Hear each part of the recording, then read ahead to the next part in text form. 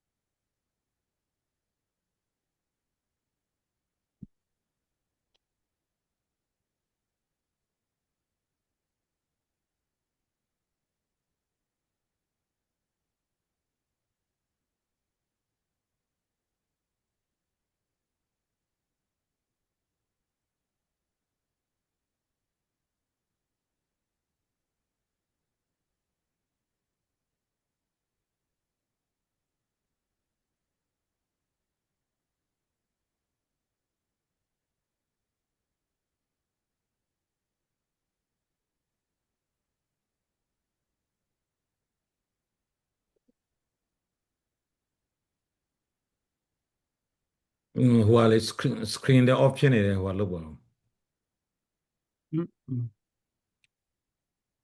screen kuridale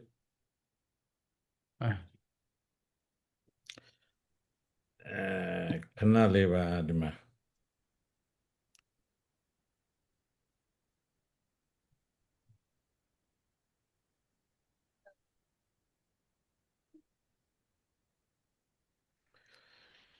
Assalamu alaikum အားလုံးမင်္ဂလာပါ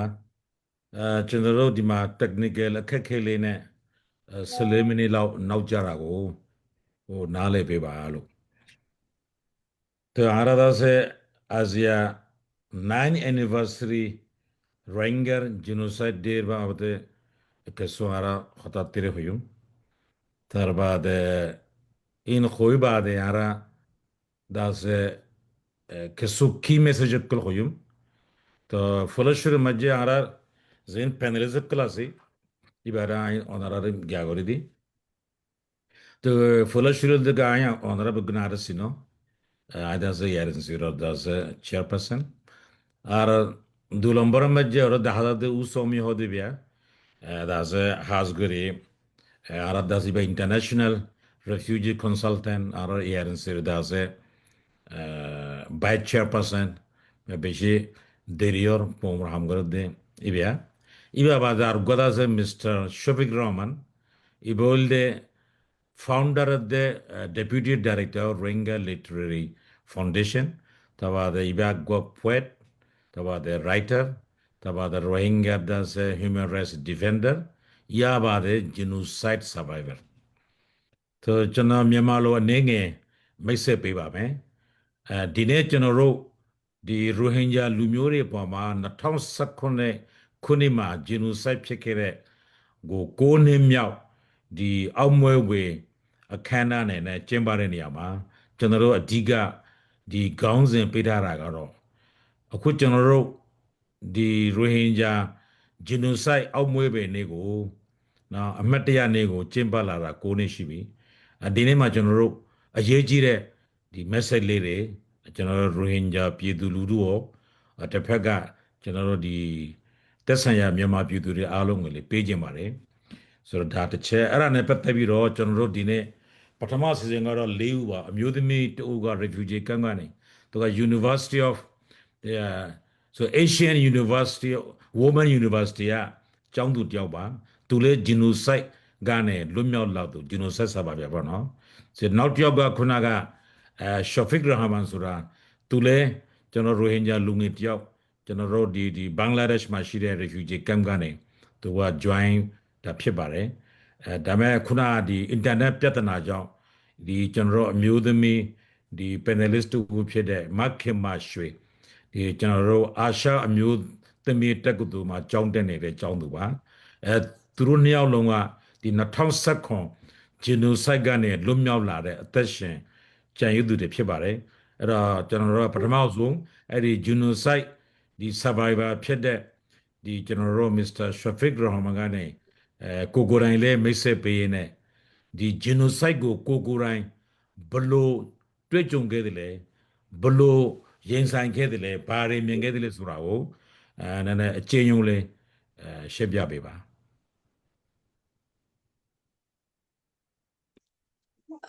Assalamu alaikum warahmatullahi wabarakatuh. Laser Pazo Arkan Rohingya Mutami Kwangrema Gonsomia Rohingya Iaikum Namamia Kabatawemia Alung Minglaba Chachnoha Rohingya Lunge Tau Kabiasia Saesia Ne Lunge Aye Locha Tu Tau Fibare Lachima Rohingya Literary Foundation yeah founder ne deputy director afi Rohingya Sabe Bata Sagane ကျွန်တော်တို့ရဲ့တမိမင်းရင်တွေကိုထင်းထင်းဖို့ကြိုးစားနေပါတယ်ဒီနဲ့ကျွန်တော်တို့နေနေရမှာယာတို့တစ်ခုရဲ့ရဲတာမဟုတ်ပါဘူး genocide survivor တဝအနေနဲ့ရက်နေပါတယ်ကျွန်တော်ဟာရခိုင်ပြည်နယ်ဘူတီတော်မြို့နယ်ငရမ်းချွန်းချဲရွာမှာမွေးဖွားခဲ့ပါတယ်အဲ့ဒီမြေဟာကျွန်တော်အတွက်မြေပုံဘော်ကနေရာတစ်ခုမဟုတ်ပါဘူးအဲ့ဒါကျွန်တော်အိမ်ပါကျွန်တော်ကလေးဘဝမစားခင်ကတိကကျွန်တော်မိသားစုရဲ့အမိတွေရှိခဲ့တဲ့နေရာပါကျွန်တော်ဘဝရဲ့အစာဖြူရနေရာပါဒါပေမဲ့2019ခုနှစ်မှာ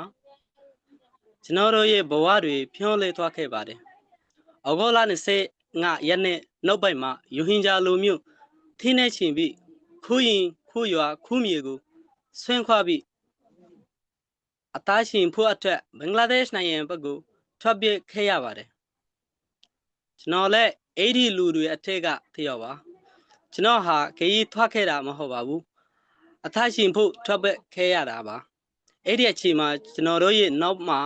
အင်းတွေချင်းခဲ့ပါတယ်မြေတွေချင်းခဲ့ပါတယ်မဲတရားတွေချင်းခဲ့ပါတယ်တချို့မိသားစုတွေအထွတ်တော့ချစ်ရတဲ့သူတွေလည်းချင်းခဲ့ပါတယ်ကုလသမဂ္ဂရဲ့မက်ဒန်တွေအရ2019ခုနှစ်အချမ်းဖက်စစ်စင်ရဲ့အထက်အပြီးယူဟင်ဂျာခနီသင်းဂျော်ဘင်္ဂလားဒေ့ရှ်ကိုထွက်ပြေးခဲ့ရပါတယ်အဲ့ဒီဖီးရအတွင်းယူဟင်ဂျာအရေးသားတွေအပေါ်ထိပ်ပြမှုလင်ပိုင်းဆိုင်ရာအချမ်းဖက်မှုနဲ့အထင်းအခြေရဲ့ဖြောင်းစေမှုအဖာအဝင်ဖြင်းတင်တဲ့လူအခွင့်အရေးချုပ်ပွမှုတွေဖိပွားခဲကြောင့်လက်ကုလသမဂ္ဂစွန်စင်စစ်ဆေးမှုတွေကမက်ဒန်တင်ထားပါတယ်ဒါပေမဲ့ကျွန်တော်တို့အတွက်ခနီးသင်းဆိုတာခင်းကနေသကူမဟုတ်ပါဘူး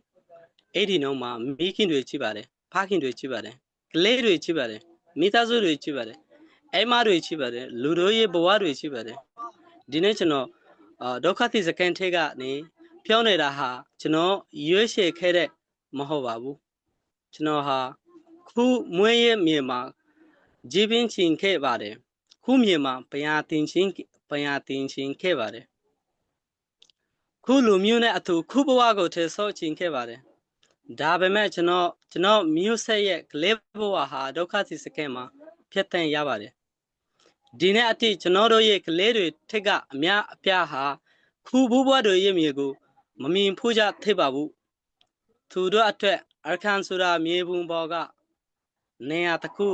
ဖြစ်နေပါတယ်ဒါပေမဲ့ကျွန်တော်တို့အထွေတော့အခန်းဟာအင်မာကျွန်တော်စာရတဲ့အကာအခန်းကိုရက်တယ်ကဗျာရက်တဲ့အကာကျွန်တော်တို့ရဲ့နာချီမှုကိုရက်တယ်ဘာကြောင့်လဲဆိုတော့ကျွန်တော်တို့ရဲ့အသင်တွေဖြောမသွားစေချင်လို့ပါကျွန်တော်တို့ရဲ့သမင်းကိုဘေသူမှဖျက်လို့မရအောင်ကျွန်တော်တို့ကိုယ်တိုင်မက်ဒန်တင်ထားဖို့လိုပါတယ်ကျွန်တော်တို့မမေ့ရပါဘူးမလိုက်ရင်ကျွန်တော်တို့ဆွန့်ချွန်ခဲ့ရသူတွေရဲ့အထင်တွေထိတ်ဆိတ်ထွက်နိုင်ပါတယ်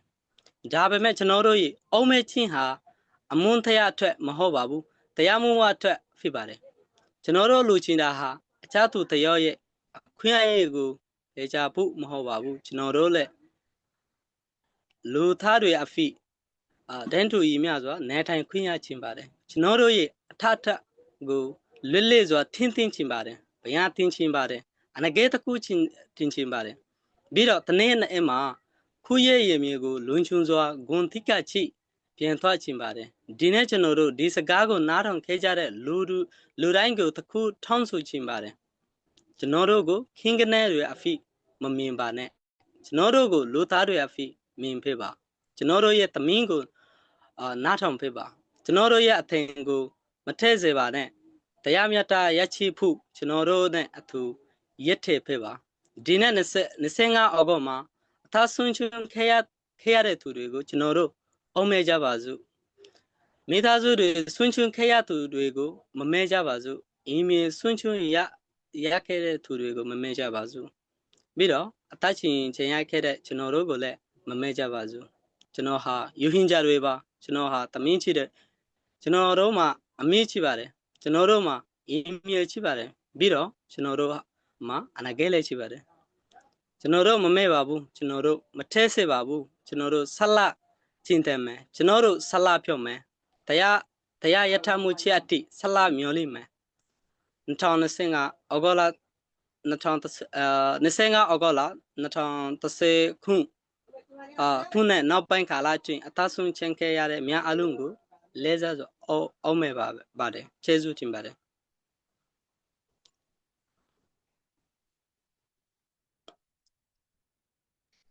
Mr. Shafiq Rahman ကိုကျွန်တော်အထူးကျေးဇူးတင်ပါတယ်အဲ့တော့ဒီလူငယ်လေးပြောသွားတဲ့စကားတွေကအမတင်ကိုဒီနှလုံးသားထဲကိုကျွန်တော်တို့တဲ့ရင်ဝင်သွားပါတယ်တော်တော်လေးကိုကျွန်တော်တို့ရင်းနှီးစရာလေးကောင်းတယ်ဆိုတော့ तू ပြောခဲ့တဲ့အထက်မှာတချို့အရေး तू နဲ့ပတ်သက်တဲ့ဟာတချို့လေးကိုပဲကျွန်တော်ကတင်ပြပေးပါမယ်သူခုနကပြောတဲ့သူတို့မိသားစုခံခဲ့ရတဲ့သူကိုယ်တိုင်ခံခဲ့ရတဲ့ဟာတွေကတော့ကျွန်တော်တို့ဘလို့မှဒီခံစားလို့မရဘူးတော်တော်လေးကိုကြေကွေးစရာဇလန်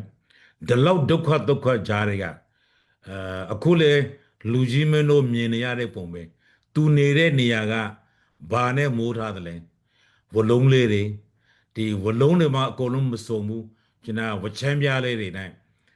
ဒီလိုနေတဲ့နေမှာခက်နေရတာအဲ့လိုခက်ခဲတဲ့နေရာကနေဇွေးမလျှော့ပဲเนาะလုံးဝဒီခုနကိုယ့်ရဲ့လူတို့အတွက်တော်၎င်းเนาะကိုယ့်မြန်မာပြည်ကလူတို့အတွက်တော်၎င်းဒါလုံးစရာရှိတာကိုလောက်ရမယ်ဆိုတော့သူကြိုးစားနဲ့ပညာသင်လာတာကျွန်တော်အမေရိကန်နိုင်ငံကယ်လီဖိုးနီးယားပြည်နယ်မှာရှိတဲ့ University of People ကနေသူဘွေးရရှိပါတယ်အဲ့ဒါပြီးတော့တခါသူဒီစာရေးဆရာလေးသူဖြစ်တယ်ဒီစာအုပ်တွေလည်းသူအများကြီးရေးတယ်ရိုဟင်ဂျာရေးဘဝနဲ့ပတ်သက်ပြီးတော့ကြပြတွေလေးရေးတယ်သူရဲ့ကြပြတွေကလည်း Amazon မှာတင်ထားတယ်တကယ်ကပ္ပဆရာကြီးတွေနော်ပညာရှင်တွေကလည်းအများကြီးဒါ recommend ပေးထားတယ်ဆိုတော့ဘလို့ပဲဒုက္ခရောက်ဒီလိုဒီစ조사ပြီးမှကိုယ့်ဘဝကိုရက်တရုံမကပဲထမင်းစားယုံနေယုံမကပဲကိုယ့်ရဲ့သူ့ရဲ့ယူကိုမောင်နှမတွေသူ့ရဲ့တငယ်ချင်းပေါင်းတွေက inspire ဖြစ်အောင်သူတလောက်အဝေးကြီးမှာရှိတဲ့ဒီ American တက္ကသိုလ်ကြီးတစ်ခုကနေလဲကျွန်တော်တို့ဘွဲရအောင်ယူတယ်နော်ကြပြတယ်လေသူကရေးတယ်နော်တခါသူဒီကဟောပါဒီရိုဟင်ဂျာဖြစ်တဲ့အလျောက်တော့ဒါနည်းနည်းအတန်ဝဲတာကတော့ဒါထုံးစံပါပဲတိုင်းရင်းသားအလုံးနဲ့အတန်ဝဲတာပဲတွတ်တော်လဲသူ့မြန်မာသားစာရေးတာလည်းအရင်ကောင်းတယ်အင်္ဂလိပ်စာကတော့တော်တော်များများကြပြဆရာတွေအရှုံးပေးလို့ထိလက်ရပြောင်မြောက်တယ်တချို့အခမ်းအနားတွေမှာလည်းသူကဒီမြန်မာပြည်ကနေကျင်းပတဲ့အခမ်းအနားတွေမှာလည်းစုငွေတွေအများကြီးရဘူးတာလည်းကျွန်တော်တို့ social media မှာသိရပါတယ်ဆိုတော့အဲ့ဒါပြီးတော့ကျွန်တော်အနေနဲ့ဒါအားလုံးသိထားပြီးသားဖြစ်တဲ့အတွက်အကျဉ်းရုံးပဲရှင်းပြမယ်ကျွန်တော်ယူကိုဒီရိုဟင်ဂျာယူကိုမောင်နှမတွေကိုပြောချင်တာကကျွန်တော်ဒီနေ့ပြောမယ့်စကားဒီကျွန်တော်တို့ရိုဟင်ဂျာယူကိုမောင်နှမတွေရောမြန်မာပြည်မှာနေထိုင်နေကြတဲ့ကျွန်တော်တို့ရိုဟင်ဂျာအကြောင်းကိုစိတ်ဝင်စားတဲ့လူရိုဟင်ဂျာနဲ့ပတ်သက်တဲ့လူဒီရိုဟင်ဂျာနိုင်ငံရေးကိုအမြဲတမ်းလေ့လာတဲ့လူစသဖြင့်မြန်မာနိုင်ငံအတွင်းမှာရှိတဲ့ဒီတိုင်းရင်းသားတွေအားလုံးကလည်းဒါရိုဟင်ဂျာနဲ့ရိုဟင်ဂျာသတင်းနဲ့ဒါဘလို့မှမကင်းကြဘူးဒါကြောင့်မလို့ဒီရိုဟင်ဂျာဒီကျွန်တော်တို့ genocide အောက်မွေးဝေနေကဘလို့ဖြစ်လာလဲဘာတွေလဲအခု9နှစ်ရှိပြီကျွန်တော်တို့ကဘာတွေမျှော်လင့်တာလဲဆိုတော့ကျွန်တော်တို့မျှော်လင့်တဲ့ဟာတွေရောဒီမြန်မာပြည်သူတွေနဲ့ဒီတသဘောတည်းရှိရလားကျွန်တော်တို့ကများအပိုလို့တောင်းတာရှိသလားတချို့သောလူတွေကတော့ကျွန်တော်တို့နဲ့ပတ်သက်ပြီးတော့ propaganda တွေလုပ်တာရှိတယ် အထင်မြင်စောင်းလာတဲ့လောက်တာရှိတယ်ဆိုတော့ခုနကကျွန်တော်တို့ဒီလူငယ်လေးပြောသွားတဲ့ထဲမှာလဲသူကိုယ်နိုင်ငံအတွက်ဘလောက်တော်မှဒီစေတနာထားတယ်ဆိုတာလေသူရဲ့စကားအသုံးအနှုန်းတွေကိုကျွန်တော်ကြည့်ရင်သိတာပါတယ်ဒါကြောင့်မလို့ကျွန်တော်ကိုမြန်မာလိုပြောခွင့်ပြုပါပြီးတော့ကျွန်တော်တို့ရိုဟင်ဂျာညီကိုတွေကလည်းတော်တော်ပြောများကကျွန်တော်တို့ဒီဗမာစကားကိုနားလေပါတယ်ခုနကလည်းဒီတိုင်းရင်းသားဖြစ်တဲ့လျောက်အခြားတိုင်းရင်းသားများနီးတူအတန်တော့နည်းနည်းပါးပါးအနေထားကိုနေရာဒေသကိုလိုက်ပြီးမှဒါမျိုးတော့နည်းနည်းပါးပါးရှိပါဒါကိုလည်းဒါအားလုံးကနားလေပေးမယ်လို့ကျွန်တော်ယုံကြည်တယ်ပြီးတော့မနှက်ဖြန်ကြားလို့ရှိရင်တော့နောက်ထပ်တပွဲရှိသေးတယ်အဲ့ဒီမှာတော့ကျွန်တော်အထူးသဖြင့်ရိုဟင်ဂျာလိုပဲပြောမယ်ဒီနေ့ကတော့ကျွန်တော်မြန်မာလိုအဓိကကျွန်တော်တို့ဒီပြောပေးပါမယ်နော်ဆိုတော့စောစောကဒီအားလုံး social media ပေါ်မှာသိတဲ့အတိုင်းပဲဒီနေ့ကတော့ဒီရိုဟင်ဂျာဒီ genocide လုပ်ခဲ့တာဒီစစ်အုပ်စုနဲ့ဒီအစိုးရတွေရဲ့ genocide လုပ်ခဲ့တာဒီ2019ကနေစခဲ့တာခုဆိုရင်တော့6နှစ်ပြည့်ပြီပေါ့ဒါပေမဲ့ဒီ6နှစ်ပြည့်သည့်တိုင်အောင်ကျွန်တော်တို့ကနှစ်စဉ်နှစ်တိုင်းဒါလေးတွေကိုကျွန်တော်တို့ကကျင်းပနေတယ်အဲ့တော့ဒီလိုအခါသမယမှာဒါကျွန်တော်အနေနဲ့ကတော့ဒီရိုဟင်ဂျာ genocide ကနေအသက်ရှင်ကြံရစ်တဲ့လူတွေတခါဒီကျွန်တော်တို့ဒီနိုင်ငံရပ်ခြားမှာရောက်ပြီးတော့ဒုက္ခတွေဖြစ်နေတဲ့လူတွေပြည်တွင်းမှာလဲမြို့နေရာဒေသမျိုးစုံမှာနော်ဒီ IDP ဘဝနဲ့ရောက်နေတဲ့လူတွေတချို့ကျွန်တော်တို့ညင်ပန်းနှိမ့်ဆက်ခံရတဲ့ကျွန်တော်ရိုဟင်ဂျာမိသားစုတွေအသက်ဆုံးရှုံးသွားတဲ့လူတွေအကြမ်းဖက်ခံရတဲ့လူတွေအားလုံးကိုဒါအားလုံးနဲ့ကျွန်တော်တသားတည်းရှိကြောင်းကျွန်တော်အနေနဲ့ပထမဆုံးပြောကြလိုပါတယ်ဆိုတော့အဓိကဒီနေ့ကတော့ကျွန်တော်တို့များသောအားဖြင့်ကဘာမှာကျင်းပနေကြတာဆိုရင်ရိုဟင်ဂျာတွေမကဘူးတကဘာလုံးမှာရှိတဲ့အဖွဲ့အစည်းတွေရောအစိုးရဌာနဆိုင်ရာတွေရောနောက်တစ်ခါအထင်ကရတက္ကသိုလ်တွေရောပညာရှင်တွေရောကျွန်တော်တို့ဒီ human right အဖွဲ့အစည်းကြီးတွေရောတခုမကြံအားလုံးပါဝင်ကျွန်တော်တို့ဒီဆင်နွှဲနေကြတဲ့ဒါကဘာအောက်မဲဝေနေတခုဆိုရင်လေမမှားပါဘူးဒါကြောင့်မလို့ကျွန်တော်အနေနဲ့ဒီကဘာသူကဘာသားအားလုံးကဒီရိုဟင်ဂျာ genocide ကိုအသိမဲ့ပြုပြီးတော့အခုလိုမျိုးကျွန်တော်တို့ဒီတစ်နှစ်တစ်ခါဒီလိုဟာမျိုးတွေကိုကျင်းပပေးတဲ့အတွက်ကျွန်တော်အနေနဲ့ဒီသက်ဆိုင်သူ stakeholder အားလုံးကိုကျေးဇူးတင်ပါတယ်ကံမကောင်းအကြောင်းမလားစွာပဲကျွန်တော်တို့ရဲ့ဒီအာရကန်ဒေသအတွင်းမှာအတူတူရှင်းနေပါတယ်ဆိုတော့ကျွန်တော်တို့ရဲ့ဒီရခိုင်မျိုးသားတွေကတော့သူတို့ကတော့မကျင်းပတဲ့အပြင်ကျွန်တော်အသိမဲ့ပြုပုံလည်းမရဘူးအခြားခြားသောတော်တော်များများမြန်မာပြည်တလွှားမှာတော့အသိမဲ့ပြုတာရှိပါတယ်ဘာဖြစ်လို့ဆိုတော့ကျွန်တော်တို့အနေနဲ့လူမျိုးတူဘာသာတူမတူစစ်အုပ်စုကနှိမ့်ဆက်ရင်းပန်းတဲ့လူတွေကိုဘုံကျဲတာတို့မြောက်ဦးကျွန်တော်ဆေးဥမှာဘုံကျဲတော့ကလည်းကျွန်တော်ကိုယ်တိုင်ဝန်ထမ်းကြောင့်ပြောခဲ့တာရှိတယ်အခြားခြားသောကျွန်တော်တို့ဒီမျိုးနယ်တွေမှာလည်းကျွန်တော်တို့ဒါမျိုးဘုံကျဲတာစစ်အုပ်စုကနေဒီလေနဲ့လှုပ်တာသူတို့အရေးယူဖို့အတွက်လည်းကျွန်တော်တို့ကဒီအခါအားလျော်စွာဒီနိုင်ငံတကာ stakeholder တွေနဲ့ advocacy လုပ်တဲ့အခါလဲကျွန်တော်တို့ပြောတာဆိုတာရှိပါတယ်တခြားလူတွေကဘာပဲလို့ကိုကတော့တရားမပြတ်ဘူးကိုကဒီမိုကရေစီကိုယုံကြည်တယ်လူခွင့်ကိုယုံကြည်တယ်လူသားအလုံးဒန်းလူဆိုတာကိုယုံကြည်ရင်ကျွန်တော်တို့ကတော့အားလုံးကိုဒန်းလူသဘောထားတယ်လူအသက်မှန်ရင်ဘယ်လူမျိုးဖြစ်ဘယ်ဘာသာဖြစ်တန်ဖိုးရှိတာချင်းအတူတူပဲဒီလူကနှိမ့်လို့ဒီလူကဘာသာမတူလို့ဒီလူကအသားယုံလို့ဒီလူကငါတို့နဲ့ရုပ်မတူလို့အဲ့ဒါမျိုးအတွေးခေါ်ရှိတဲ့လူတွေကအခုလိုကျွန်တော်20ရာစုဒီ digital ခေတ်တနည်းအားဖြင့် AI ခေတ်မှာဒါမျိုးအစွဲလဲနေရှိနေဆိုရင်တော့သူတို့ကိုအမတန်အောက်တဲနောက်တဲကြတဲ့အုပ်စုဆိုပြီးတော့နာမည်ကလွှင့်ရင်အခြားနာမည်ပေးစရာမရှိပါဘူးဆိုဘာပဲဖြစ်ကျွန်တော်ကတော့အားလုံးကိုမေတ္တာထားတယ်ဆိုတော့တော်လည်းပဲလူကြီးမင်းတို့သိတဲ့အတိုင်းပဲเนาะ social media မှာသူတို့ကသဘောတရားပိုင်းဆိုင်ရာအချက်လက်နဲ့မပြောဘဲနဲ့လာရင်ဆေးမယ်တောမယ်ကျွန်တော်တို့ရိုင်းဆိုင်ပြောမယ်ကျွန်တော်တို့ကတော့ရိုင်းဆိုင်မပြောဘူးကျွန်တော်ရင်ကြင်ပဲလိုအပ်တယ်လို့ပဲလိုအပ်တဲ့လောက်တုံ့ပြန်တာပဲရှိပါတယ်ဒါလည်းအပြုသဘောနဲ့ဒီအချက်လက်ကိုဒီကျွန်တော်တို့ဒီမိခိုပြီးတော့မှ ပြောတာဖြစ်ပါတယ်ဆိုတော့ဒီနေ့ကကျွန်တော်တို့ကဒီ2019အစုလိုက်အပြုံလိုက်ဒါကမောင်းထုတ်ခြင်းခံရတာဆိုတော့အများစုကတော့ဒီမောင်းထုတ်တာကိုမသွားလို့ရှိရင်ကြံနေရင်အားလုံးကတော့ဒီအသက်ဆုံးရှုံးသွားမယ့်အနေထားပဲဒါကြောင့်မလို့သူတို့ကိုကျွန်တော်တို့က genocide အတွင်းကြံရစ်သူများအင်္ဂလိပ်လို genocide survivor လို့ကျွန်တော်တို့ကလုပ်ခဲ့တာခုနက ICJ ကအဆုံးဖြတ်မပေးရသေးတော့လည်းပဲဒါလာမယ့်အောက်တိုဘာလမှာတော့ကျွန်တော်ဆုံးဖြတ်ချက်ထပ်လာနိုင်ပါတယ်သို့တော်လည်းပဲအမေရိကန်နိုင်ငံအစိုးရနိုင်ငံသားရေးဝန်ကြီးဌာနကကျွန်တော်တို့ဘင်္ဂလားဒေ့ရှ်ဒုက္ခသည်စခန်းကိုသွားပြီးမှကျွန်တော်တို့စီစစ်ကျွန်တော်တို့အင်တာဗျူးလုပ်တဲ့အခါမှာသူတို့နောက်ဆုံးထွက်လာတဲ့စီရင်ခံစာအရရိုဟင်ဂျာလူမျိုးပေါ်မှာ genocide လုပ်တာကိုသူတို့အတည်ပြုပါတယ်အတည်ပြုတဲ့ပြင်ကြေလဲကျင်ရထားတယ်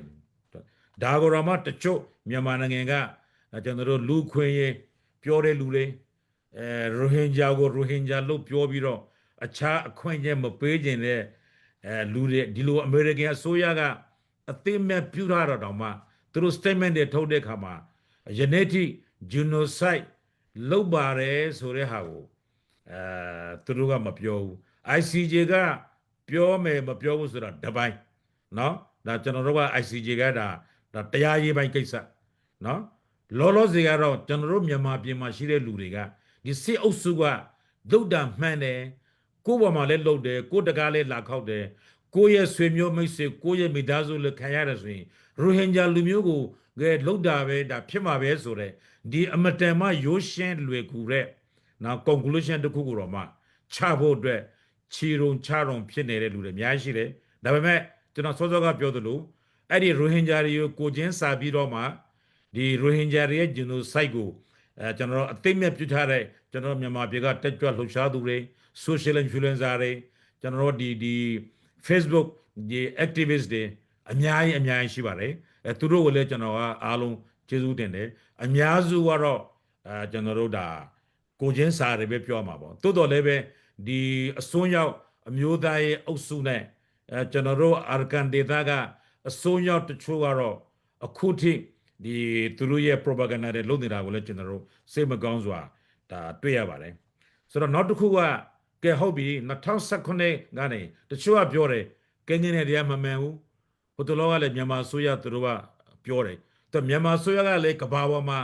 လိမ့်တဲ့နေရာမှာနံပါတ်1ဆိုတာကိုနော်ကျွန်တော်မိတ်ဆွေတွေအားလုံးသိပြီးသားပါဆိုတော့2019မှာပဲစပြီးမှ refugee ဖြစ်တာမဟုတ်ဘူးကျွန်တော်73နှစ်သားဘဝ1988ခုနှစ်ကနေစပြီးမှထွက်သွားတာအများကြီးမောင်းထုတ်တာအများကြီးပြန်ခေါ်တယ်ဆိုပေမဲ့လည်းကြံသွားတာအများကြီး90မှာလည်းပြန်ခေါ်တယ်95ခုနှစ်တိ3000ခွဲကြံခဲ့တယ်အဲ့ဒီအချိန်မှာလည်းကျွန်တော်တို့က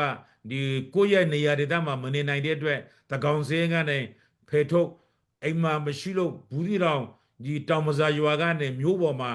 ဈေးလာဝေးရင်းနဲ့မိုးချုပ်သွားလို့ညအိပ်ဖြစ်ရင်အဲ့ဒီညသူတို့ကဒီရရကဥက္ကဋ္ဌတွေကသွားဆွေးလို့မရှိရင်ဒါထက်ပြေးဆိုပြီးမှတကောင်စင်းမှာချက်တာတော့ပြန်တင်လို့များတာတော့ဒါတွေကနှစ်ပေါင်းများစွာလှုပ်လာတာတကောင်စင်းမှာရှိပါလျက်နဲ့အထုပ်မတရားအထုပ်ခံရတာအပေခံရတာတခါတကောင်စင်းသွားရင်မှဒီကလေးတွေကိုကျွန်တော်မွေးတို့တင်လေလုံးမပေးတာတွေအများကြီးဆိုတော့နှစ်ပေါင်းများစွာနေလာတဲ့ဘင်္ဂလားဒေ့ရှ်မှာလည်းကျွန်တော်တို့ဒီလူတွေကလည်းသူတို့မှလည်းခလေးမွေးမှာပဲလေအားလုံးပြောသလိုဒီရိုဟင်ဂျာလူမျိုးတွေကခလေးအများကြီးမွေးတယ်မွေးမှာပဲလူဆိုတာခလေးမမွေးတဲ့လူမရှိဘူးကိုယ့်အကိုလိုချင်တာမလိုချင်တာပဲရှိတယ်ဆိုတော့ခလေးမွေးတဲ့အတွက်မွေးလာတာလည်းရှိတယ်ဒါတွေအားလုံးကိုလျှရှုပြီးတော့ကျွန်တော်တို့ကဒီလောက်စရင်မရှိပါဘူးအဲ့ဒီမြန်မာပြည်ရဲ့တကောင်စင်းကဘာမှန်တယ်လေလူရဲ့စရင်တော်မှာအခုအထိမမှန်သေးဘူးမြန်မာပြည်မှာရှိတဲ့နိုင်ငံသားအားလုံးကိုလည်းနိုင်ငံသားဒီကျွန်တော်တို့စီစီရဲ့ကပ်ပြလို့ခေါ်တဲ့ဟာကိုတော့မှတရားကနော်ပြေလို့သူတို့မဖြစ်ဘူးအခုတည်းတကောင်စင်း2ကြိမ်3ကြိမ်ကောက်တော့လည်းပဲသူတို့မှစရင်မမှန်ဘူးမတိတာတဲ့မှန်မှန်အောင်ပဲအမြဲတမ်းလုပ်တာအဲ့ဒါကစိတ်အုပ်စုရဲ့နိုင်ငံရဲ့ကစားကွယ်ရိုဟင်ဂျာရဲ့လူကြီးစရင်ပို့ဆိုးတာပေါ့ဒါတွေကမဟုတ်ဘူးဒါတွေကဟုတ်တယ်မိသားစုတစုမှာ10ယောက်ရှိရင်4ယောက်ကတကောင်စရဲမှာရှိတယ် 2 ယောက်ကတကောင်စီမှာမရှိဘူး6ယောက်နောက်3ယောက်က terrorist ဒါအကြမ်းဖက်အဲ့လိုဆိုရင်အဲ့ဒီမိသားစုကိုမလာနဲ့လို့ပြောတာနဲ့မတူဘူးလားဆိုတော့ဒါမျိုးစုံညစ်ပတ်တဲ့တွေ့ကျွန်တော်တို့ကဒီလိုကိန်းကနေကကွာတာမဟုတ်ဘူးကိန်းကနေကိုတမင်ကွာအောင်ဖန်တီးယူတာဆိုလိုချင်တာက1.2 တန်းကျော်ရှိတယ်အဲ့ဒါမပိုဘူးမလိုဘူးဒီကမ္ဘာလူကြီးရဲ့ဒီ expert တွေ UNHCR ပုဂ္ဂိုလ်တွေဘင်္ဂလားဒေ့ရှ်မှာလည်းဘယ်သူမှဘင်္ဂလားဒေ့ရှ်ကနေမှလည်းသူတို့ရဲ့ဒီကတ်မလာရင်မှမနေဘူးကတ်မဘာမှစားစရာမရှိဘူးသူတို့ကအပြင်မှာနေလုပ်ငန်းလုပ်ရင်အခုကဒီအထည်လေးလုပ်ငန်းတွေကပေါ်သလားမမဲနဲ့ကမ္ဘာနံပါတ်1အဆင့်မှာရှိတယ်အဲ့ဒါမျိုးအထည်လေးလုပ်ငန်းတွေမှာလုပ်လို့ရှိရင်ဒီဘင်္ဂလားဒေ့ရှ်လူမျိုးတွေကပတ်စံအများကြီးရတယ်ဟိုတစ်လလုံးမှ$8 $2ရဖို့အတွက်ကမ်ထဲမှာဘင်္ဂလားဒေ့ရှ်လူမျိုးတွေဝင်ပြီးမှနေလို့လူဦးရေများလာတယ်လို့ပြောတာဒီအမတန်မှညံနှိမ့်တဲ့စကားပဲလို့ပဲကျွန်တော်ရိုးလေးပဲပြောချင်ပါတယ်ဆိုတော့1.2 တန်းကျော်လူတွေကကျွန်တော်တို့ဒီဘက်နိုင်ငံကိုပြန်ကူးလာမယ်နေဆက်ကိုကြော်လာမယ်ဆိုတာကအဲ့လောက်လွယ်ကူတဲ့ကိစ္စမဟုတ်ဘူးတစ်ဖက်မှာလည်းကျွန်တော်တို့ကလူတွေကိုခေါ်လာဖို့လုပ်တိုင်းသူတို့ကအမျိုးမျိုးကျွန်တော်တို့ဒီ security issue တွေဖန်တီးတယ်ကျွန်တော်တို့ကဒီတွားလို့မရဘူးနောက်ဆုံးတွားလို့မရတာကိုရိုဟင်ဂျာတွေကမလာဘူးဘင်္ဂလားဒေ့ရှ်ကလည်းမလွတ်ဘူးစသည်အပြင်အဲ့လိုသူများအပြစ်ရှာတာကဒီစစ်အုပ်စုရဲ့ဒါဘယ်လိုပြောမလဲ DNA ထဲမှာရောက်နေတာသူတို့ရဲ့မွေးရပါယောဂနော်ဒါဆိုတော့ဒီဟာတွေကြောင့်ပဲဒီလိုအခြေအနေတွေဖြစ်နေတာအဲ့လိုဖြစ်လို့ဒီရိုဟင်ဂျာတွေကိုကနေရက်ပြန်လို့မရတော့ဘူးလားတေချာပေါက်ရကိုရမယ်အနည်းနဲ့အမြန်ပဲရှိတယ်ကျွန်တော်တို့ယုံကြည်တယ်နော်တေချာပေါက်ရကိုရမယ်နိုင်ငံရဲ့အခြေအနေနော်လူတွေရဲ့အခြေအနေအမြဲတမ်းတပုံစံနဲ့ရှိမယ်ဆိုတော့ဘယ်သူမှပြောလို့မရဘူးအဲ့လိုမတရားလုပ်တဲ့လူတွေကအချိန်တန်ရင်သူတို့ပဲကျွန်တော်တို့ကဒီဂွမ်းသွားမယ်တကယ်ရိုးသားတဲ့ပြည်သူတွေရဲ့ခိတ်ကိုတော့ရောက်လာမှာပါဆိုတော့ကျွန်တော်အဓိကဒီမှာဒီရိုဟင်ဂျာကျွန်တော်တို့မောင်မယ်တွေလူငယ်တွေကိုအဓိကကျွန်တော်ပြောချင်တာကတော့ဒီကျွန်တော်တို့ရဲ့ဒီအာရကန်ဒေသမှာကျွန်တော်တို့ဒီနိုင်ငံရေး landscape security landscape ဒါတွေကလည်းအခုချိန်မှာပိုပြီးမှရှုပ်ထွေးနေတယ်တော့အချိန်နဲ့ရှုပ်ထွေးနေလို့တိုက်ပွဲတွေဖြစ်နေလို့လုံခြုံရေးမရှိလို့လူတစုကကိုဌာနေမှာကိုပြန်ခွင့်မရှိဘူးဆိုတာလုံးဝယုတ်တိမရှိဘူးဒါပေမဲ့အချိန်နဲ့တစ်ခုပဲကျွန်တော်တို့ဒါစောက်နေတယ်ဒီကမ္ဘာကျွန်တော်တို့ဒီနိုင်ငံတကာမိသားစုကနေဘလို့ဖြည့်ရှင်းပေးမလဲဒီဟာကိုပဲကျွန်တော်တို့ကဒါငြိမ်းချမ်းစွာလုပ်တယ်တစ်ဖက်ကတော့ကျွန်တော်တို့ကတော့ဘယ်လူမျိုးမှမမုန်းဘူးကျွန်တော်တို့အာရကန်ဒေသမှာရှိတဲ့လူမျိုးစုံဘာသာစုံနဲ့ငြိမ်းချမ်းစွာပူးတဲ့အတူနေထိုင်ဖို့ဆိုတဲ့နေရာမှာလဲကျွန်တော်တို့ကဒီဒန်တူခွင့်ရေးကျွန်တော်တို့ရဲ့ Rohingya identity เนาะကျွန်တော်တို့ရဲ့ခုနပြောတဲ့ဒီလုံခြုံရေးเนาะလုံခြုံရေးအာမခံမဲ့အနာဂတ်ကိုအာမခံနိုင်မဲ့အစီအမံတွေအားလုံးရှိတော့မှကျွန်တော်တို့ကတွားလို့ရမှာအဲ့ဒါဆိုရင်ပြောစရာရှိတယ်စစ်အုပ်စုနဲ့အာရကန်နာမီကတော့အခုတည်းလုံးနေတာပဲတစ်ချိန်လုံးသူကဒီပြဿနာကိုမဖြစ်လုံးမယ်လုံခြုံရေးပြဿနာမရှိရင်လေရှိအောင်ဖန်တီးမယ်ဆိုရင်ကိုအဲ့ဒါမျိုးဆိုရင်လေအဲ့ဒီအတွက်လေ option ရှိတယ် all options are on the table ရှိတယ်မလုပ်ရသေးတာပဲရှိတယ်တစ်ခုပြီးတစ်ခုကျွန်တော်တို့ကဒါလုပ်မယ်ဆိုတော့ဒီနေရာမှာကျွန်တော်အလေးနဲ့ပြောချင်တာကကျွန်တော်တို့ရိုဟင်ဂျာတွေရဲ့ dream ကျွန်တော်တို့ဒီရခိုင်လူမျိုးမှာပဲကျွန်တော်တို့ dream ရှိတာမဟုတ်ဘူးလူမျိုးတိုင်းမှာ dream ရှိတယ် community တိုင်းမှာ dream ရှိတယ်เนาะအဲ့တော့ကျွန်တော်ကြုံတော့ Rohingya dream ကိုသူ့ရဲ့အနှစ်သာရမပြောင်းကျွန်တော်အင်္ဂလိပ်လိုအရင်ဖတ်ပြမယ်ပြီးမှကျွန်တော်ဗမာလိုဘာသာပြင်မယ် The Rohingya dream is to live safely freely and with dignity in our ancestral homeland of Arakan with our Rohingya identity, citizenship, equality, political representation, meaningful self-governance, right to return, security, and collective protection guarantee, justice, accountability, and reparation secured effective safeguards established so that that genocide and other grave crimes never happen again. And finally, peaceful coexistence with all communities ensured. ဒါကိုမြန်မာလိုအချင်းချင်းဘာသာပြန်လို့ရှိရင်ကျွန်တော်တို့ရိုဟင်ဂျာတွေရဲ့အိမ်မက်ပေါ့နော်။ဘာလဲဆိုတော့ကျွန်တော်တို့ရဲ့ဘိုးဘွားဒီနေထိုင်လာခဲ့တဲ့ကျွန်တော်တို့အာကန်ဆိုတဲ့အမိမြေပေါ်မှာကျွန်တော်တို့အန်ဒီယေကင်းစွာလွတ်လပ်စွာဂုံတိတ်ခါနဲ့နေထိုင်နေရမယ်ဘလို့ဘာတွေနဲ့လဲရိုဟင်ဂျာဆိုတဲ့ကျွန်တော်တို့အမျိုးသားလက္ခဏာနိုင်ငံသားအပြည့်အဝအခွင့်အရေးဒန်းတူရေးနိုင်ငံရေးကိုစားပြုမှုအတိတ်ပဲရှိတဲ့ကိုယ်ပိုင်အုပ်ချုပ်မှုနောက်တစ်ခါကျွန်တော်တို့ရဲ့ဒီကိုယ့်ရဲ့အမိမြေပေါ်မှာပြန်နိုင်ငွေရှိရဆိုတဲ့ဒါလူအခွင့်အရေးလုံခြုံရေးကျွန်တော်တို့စုပေါင်းဒီအမခံထားတဲ့စုပေါင်းအကာအကွယ်ပေးမှုအမခံမှုတရားမျှတမှုတာဝန်ယူမှုတာဝန်ခံမှုပြီးတော့နစ်နာသူများအတွက်ရော်ကြေးပေးငွေမှုကျွန်တော်ထိရောက်တဲ့ကျွန်တော်တို့ဒီအစီအမံတွေကိုတိဆောက်ထားမှုနောက်တစ်ကြိမ်ကျွန်တော်တို့အလားတူဂျီနိုဆိုက်နဲ့လူသားမျိုးတွေပေါ်မှာကျွန်တော်ကြီးလေးတဲ့ရာဇဝဲမှုတွေကိုကျွန်တော်တို့နောက်တစ်ခါမဖြစ်အောင်ပြီးတော့ကျွန်တော်တို့ဒေသအတွင်းမှာရှိတဲ့ကျွန်တော်တို့ဒီ community အားလုံးနဲ့ငြိမ်းချမ်းစွာပူတဲ့အတူနေထိုင်ဖို့တွေ့ပဲဖြစ်တယ်ဆိုတော့ဒါတွေကကျွန်တော်တို့ရိုဟင်ဂျာတွေရဲ့ဒါအိမ်မက်ဖြစ်တယ်ကျွန်တော်ဒီရိုဟင်ဂျာမိဘပြည်သူနဲ့ညီကိုမောင်နှမတွေကိုကျွန်တော်ထပ်ပြီးမှပြောချင်ပါတယ်ကျွန်တော်တို့ရိုဟင်ဂျာတွေကဒီလိုနေနေတယ်ဒီလို dream ထားတယ်အဲ့တော့ဒီလိုအိမ်မက်ထားပြီးမှဒီအိမ်မက်ကိုလည်းကျွန်တော်တို့အကောင့်တွေပေါ်ဖို့လိုတယ်ဆိုတော့အဲ့လိုလိုတဲ့နေရာမှာအရေးကြီးတာတစ်ချက်ကပါလဲဆိုတော့ကျွန်တော်တို့အခုလက်ရှိအသားပဲလုံနေတာကတက်ကြွလှုပ်ရှားမှုလို့ခေါ်တဲ့ activism အဲ့ဒီကနေမဟာဗျူဟာကြတဲ့နိုင်ငံရေးဘက်ကိုကျွန်တော်တို့ကအရွေးတစ်ခုနဲ့တွားဖို့တဲ့အရေးကြီးပါတယ်နှစ်ပေါင်းများစွာကြာပြီးကျွန်တော်တို့ရိုဟင်ဂျာတက်ကြွလှုပ်ရှားသူတွေအဖွဲ့အစည်းတွေလူခွင့်ရကာကွယ်သူတွေသတင်းစာဆရာတွေပညာရှင်တွေရဲရွာခေါင်းဆောင်တွေကသူတို့ရဲ့ဒါနော်ပင်ပန်းမှုကိုမကြည့်ဘဲနဲ့အားလုံးကရိုဟင်ဂျာအရေးအတွက်ကပ္ပကသိအောင်ဒီတရားမျှတမှုရအောင်ကျွန်တော်တင်ပြနိုင်ခဲ့ပါတယ်ဆိုတော့ဒါတွေကတော့တန်ဖိုးဖြတ်လို့မရတဲ့ဟာတွေပါဒါပေမဲ့အခုလိုဒါမျိုးစူးစမ်းတွေကြောင့်ကပ္ပကယနေ့ကပ္ပကတည်တဲ့ရိုဟင်ဂျာတွေကဒီလိုအားလုံးရဲ့ဝိုင်းဝန်းပံ့ပိုးပေးမှုကြောင့်ဖြစ်ပါတယ်ဒါပေမဲ့ကျွန်တော်ဒီနေ့ကိုးနှစ်မြောက်အခါတင်ပြောချင်တာကဒါမျိုး advocacy တခုတည်းနဲ့ကျွန်တော်တို့နိုင်ငံရေးခရီးအဆုံးကိုမရောက်နိုင်ပါဘူးအချိန်ရောက်ပါပြီကျွန်တော်တို့တက်ကြွ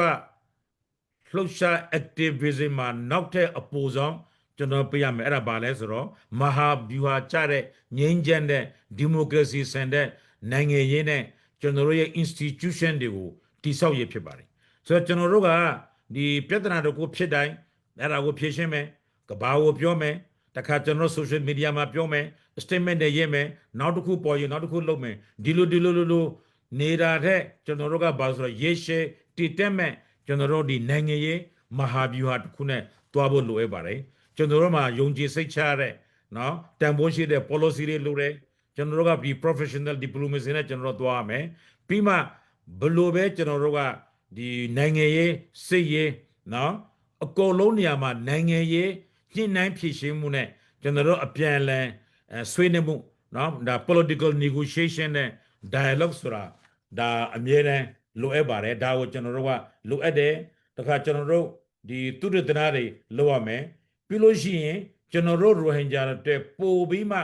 အရေးကြီးဆုံးကပါလဲဆိုတော့ဒါမျိုးတကဘာလုံးကလက်ခံတဲ့ရိုဟင်ဂျာတမျိုးသားလုံးကလက်ခံတဲ့ရိုဟင်ဂျာကိုစားပြုတဲ့အဖွဲ့ကိုလည်းကျွန်တော်တို့ကထူထောင်နိုင်ဖို့လိုပါလိမ့်မယ်ဆိုတော့အဲ့လိုပြောကြခြင်းအခုရှိနေတဲ့ရိုဟင်ဂျာအဖွဲ့အစည်းတွေပျောက်သွားမှာကိုစိုးရိမ်စရာမလိုပါဘူးဆိုတော့လူတိုင်းကလည်းဒီနိုင်ငံရေးမိကွန်းတစ်ခုပေါ်ပေါက်လာရင်အားလုံးကသဘောတူရမယ်လို့မရှိဘူးနိုင်ငံရေးမှာဖြစ်ဖြစ်မိသားစုရေးဖြစ်ဖြစ်အကုန်လုံးနေရာမှာတော့ဒါမျိုးကွဲလွဲတာတွေရှိမယ်ဆိုတော့ အဲ့ဒါမျိုးနိုင်ငံရေးမှာကွဲလွဲတာကလည်းဒါသဘာဝတရားပဲဒါကျွန်တော်တို့ကဒါကိုအပြစ်နေနဲ့ကျွန်တော်တို့မမြင်ဘဲနဲ့ဒါသည်ကျွန်တော်ရေးထားရပြောချင် political diversity is natural ဒါသဘာဝပဲနော်ဒါတစ်မျိုးတည်းဖြစ်သွားရင်လည်းတခါအာဏာရှင်ဘက်ကိုဥတည်သွားမယ်နော်ဒါမျိုးလဲကျွန်တော်တို့ကောင်းပါတယ်ဒါပေမဲ့ကျွန်တော်တို့ဘာအရေးကြီးလဲဆိုတော့ကျွန်တော်တို့ရဲ့အမျိုးသားအကျိုးစီးပွားတွေကခုနကအဖွဲစစ်တစ်ခုလိုက်ရဲ့အကျိုးစီးပွားတဲ့ပိုပြီးမှ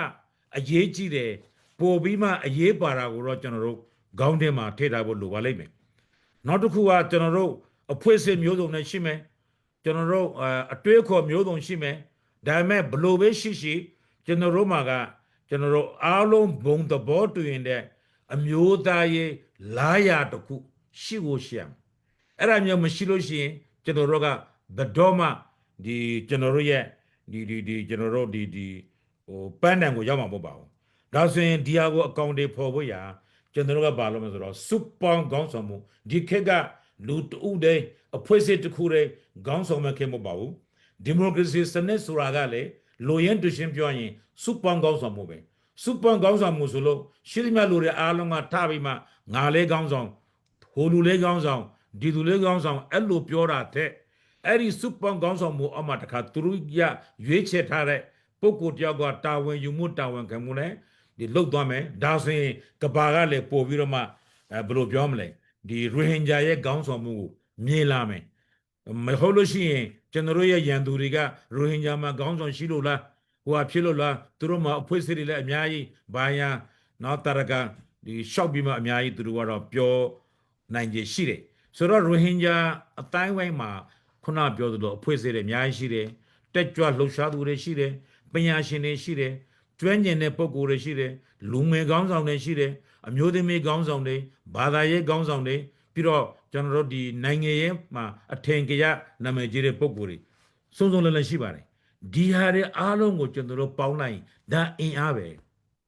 ဒါအားနေချက်မဟုတ်ဘူးတချို့ကကျွန်တော်ပြောတာကြဒါရိုဟင်ဂျာမှာတဲ့အဖွဲ့အစည်းအမျိုးစုံဟိုနေရာမှာလည်း activist ဒီနေရာလည်းဆရာကြီးဟိုနေရာမှာလည်းခေါင်းဆောင်အဲ့ဒါကပြဿနာမဟုတ်ဘူးအဲ့ဒါကအားနေချက်မဟုတ်ဘူးဒါကအားသာချက်ဒါမဲ့အဲ့ဒီအားသာချက်ကိုဖြစ်အောင်တော့စိတ်မှန်ခန့်ခွဲမှုတော့လိုတယ်အဲ့ဒီအဖွဲ့အစည်းတွေအဲ့ဒီအလွှာတွေအားလုံးကကျွန်တော်တို့ညှိနှိုင်းပြီးမှတိုင်ပင်ဆွေးနွေးပြီးတော့ mechanism နော်နိုင်ငံရေးရန်တရားတစ်ခုတိဆောက်မှဆိုရင်အဲ့ဒါမှခွန်အားဖြစ်မှာမဟုတ်ရင်ရန်သူက divide and rule လို့ဖို့ပို့ပြီးမှကျွန်တော်တို့ဒါသူတို့တဲ့ဝင်ဖြစ်သွားမယ်ဒါကြောင့်မလို့ကျွန်တော်ယုံကြည်တာကတော့ကျွန်တော်တို့အားလုံးမှာအားလုံးပါဝင်တယ်အားလုံးပါဝင်လို့ဆိုတာကျွန်တော်ဒီမိုကရေစီမှာလည်းတရားမှတရားမရှိပါဘူးတရားမှ50တိဆိုရင်တော့မှဒါ democratic resolution ပဲဒါပေမဲ့ကျွန်တော်ကတော့ယုံကြည်တယ်ရိုဟင်ဂျာမှာတော့ကွေးလွတ်ရတာရှိတယ်ဒါပေမဲ့တရားမှာတော့80ကနေ90ကတော့ပြင်းမလို့ဘူးရှိတယ်ဒါကိုခေါ်တာ inclusive နော်ပြီးတော့ democratic ပြီးတော့ပွင့်လင်းမြင်သာမှုရှိတဲ့အဲ့ဒါမျိုးဒီရိုဟင်ဂျာတွေစုပေါင်းဆက်ပေါင်းခေါင်းဆောင်တဲ့ကိုစားပြုမှုစနစ်တစ်ခုကိုကျွန်တော်တို့ထူထောင်မှရမှာအဲ့ဒါကိုမထူထောင်ဘူးသို့မဟုတ်မထူထောင်နိုင်ဘူးဆိုရင်ကျွန်တော်စောစောကပြောတဲ့ဟာတွေအားလုံးကသေးထဲမှာရေသွန်းသလိုပဲဖြစ်သွားပါလိမ့်မယ်ဆိုတော့ဒါမျိုးကတော့တူဦးတယောက်တည်းလုပ်လို့မရဘူးအဖွဲ့အစည်းတူခေါ်နဲ့လုပ်လို့မရဘူးအဲ့ဒီမှာကျတော့ကျွန်တော်တို့ဘာလို့ဆိုတော့တရားဝင်တဲ့ process တဲ့ကျွန်တော်ဒီ Rohingya community အတွင်းမှာနော်ပြည်ထဲမှာရောပြည်ပမှာရောဒုက္ခတဲ့စခန်းမှာရှိတယ်မှာရောတခြားကဘာနဲ့မှာပြန့်နေတဲ့လူတွေကလည်းများသောအားဖြင့်ကဘာနဲ့ပြန့်နေတဲ့ Rohingya လူငယ်တွေလူကြီးတွေကပညာရှင်နဲ့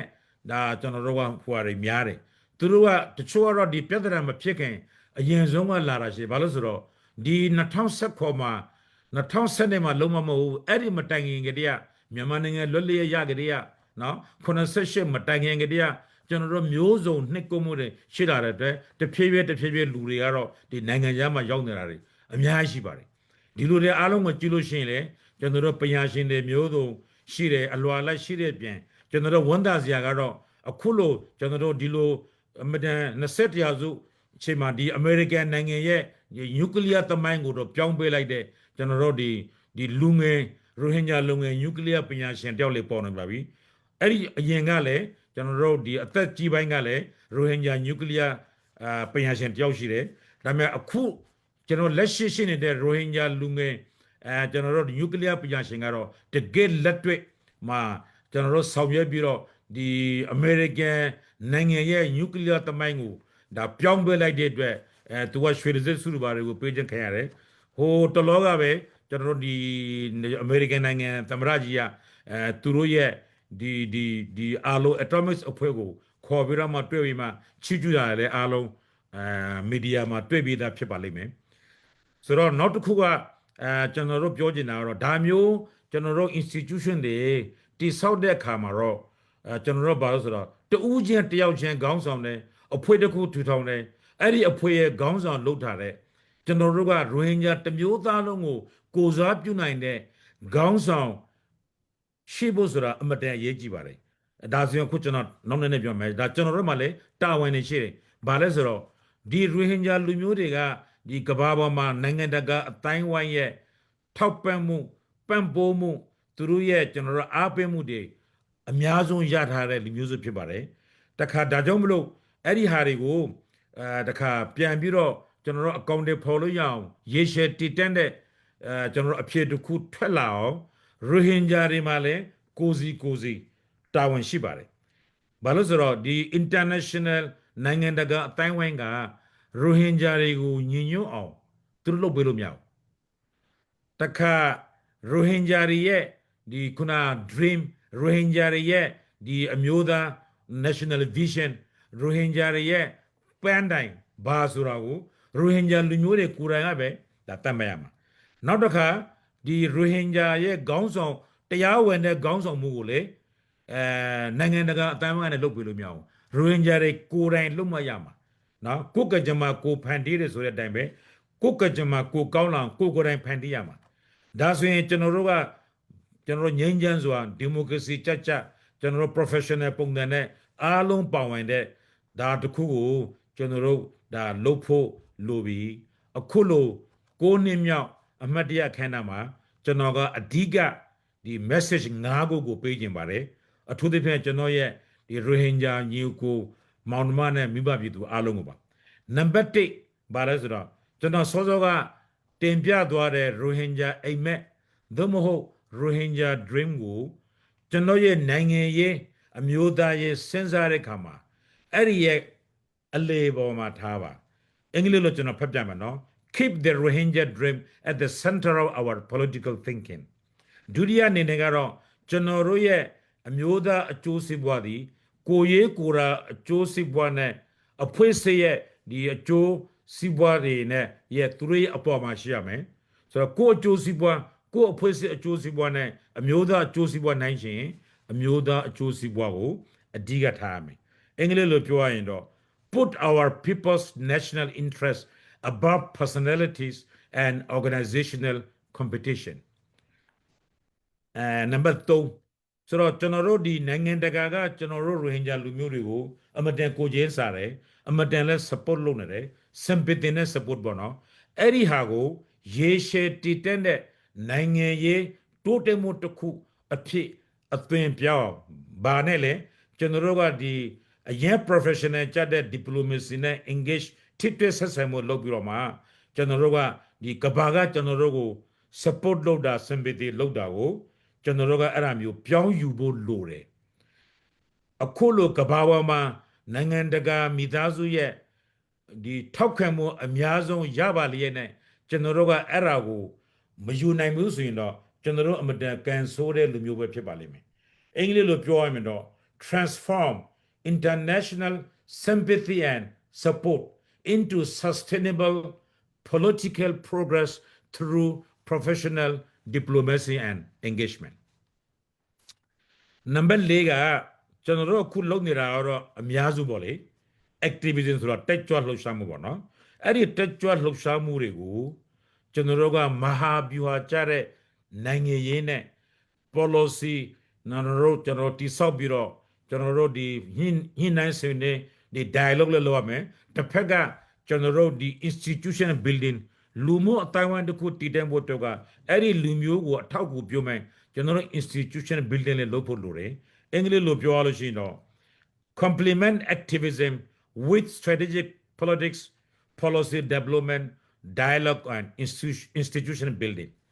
နောက်ဆုံးနံပါတ်5ကတော့ကျွန်တော်တို့ကဘာလုပ်ရမလဲဆိုတော့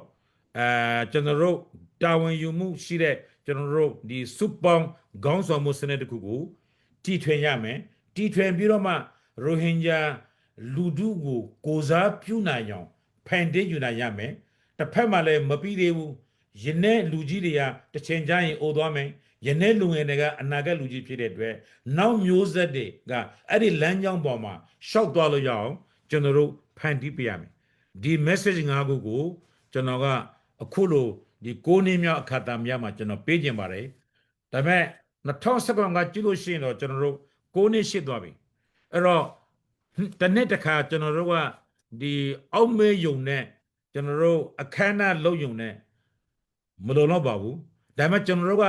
သူတို့ကိုလည်းမှတ်မိရမယ်နော်သူတို့အတွက်လည်းတရားမျှတမှုတာဝန်ယူမှုတာဝန်ခံမှုရှိအောင်လည်းကျွန်တော်တို့လုပ်ရမယ်တစ်ဖက်ကအသက်ရှင်ကြံရည်သူတွေကိုလည်းအကာအကွယ်ပေးရမယ်ဒါပေမဲ့ကျွန်တော်တို့ကနောက်ထပ်ဘာလုပ်ရမလဲဆိုတော့သူတို့ရဲ့ရည်မှန်းချက်ခုနကပြောတဲ့ Rohingya Dream ကို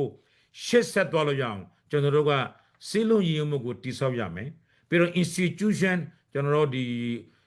အဖွဲ့အစည်းတွေကိုလည်းထူထောင်ရမယ်အဓိကအရေးကြီးတာကတော့ခေါင်းဆောင်မှုကိုကျွန်တော်တို့က build လုပ်ရမယ်နိုင်ငံရေးအရွယ်သေးကိုလည်းကျွန်တော်တို့တည်ဆောက်ရမယ်အဲ့ဒါမှနောက်တစ်ခါ genocide လုပ်လို့မရအောင်ကျွန်တော်တို့ရဲ့ genocide လုပ်လို့မရတဲ့အနာဂတ်ကိုကျွန်တော်တို့ရဲ့ဒီကျွန်တော်တို့နေမိဘဘိုးဘွားတွေနေခဲ့တဲ့အာရကန်ဒေသမှာဖန်တီးယူရမယ်ဆိုတော့ကျွန်တော်တို့ရဲ့အန်တီမာပန်းတန်ကရိုးရိုးနဲ့ရှင်းရှင်းလေးပါရှုပ်ထွေးပင်မနေဘူးကျွန်တော်တို့ကကျွန်တော်အရက်သားစကားပြောသလိုပါနော် hidden cost မရှိဘူးလွှဲဝဲထားတာမရှိဘူးဘာ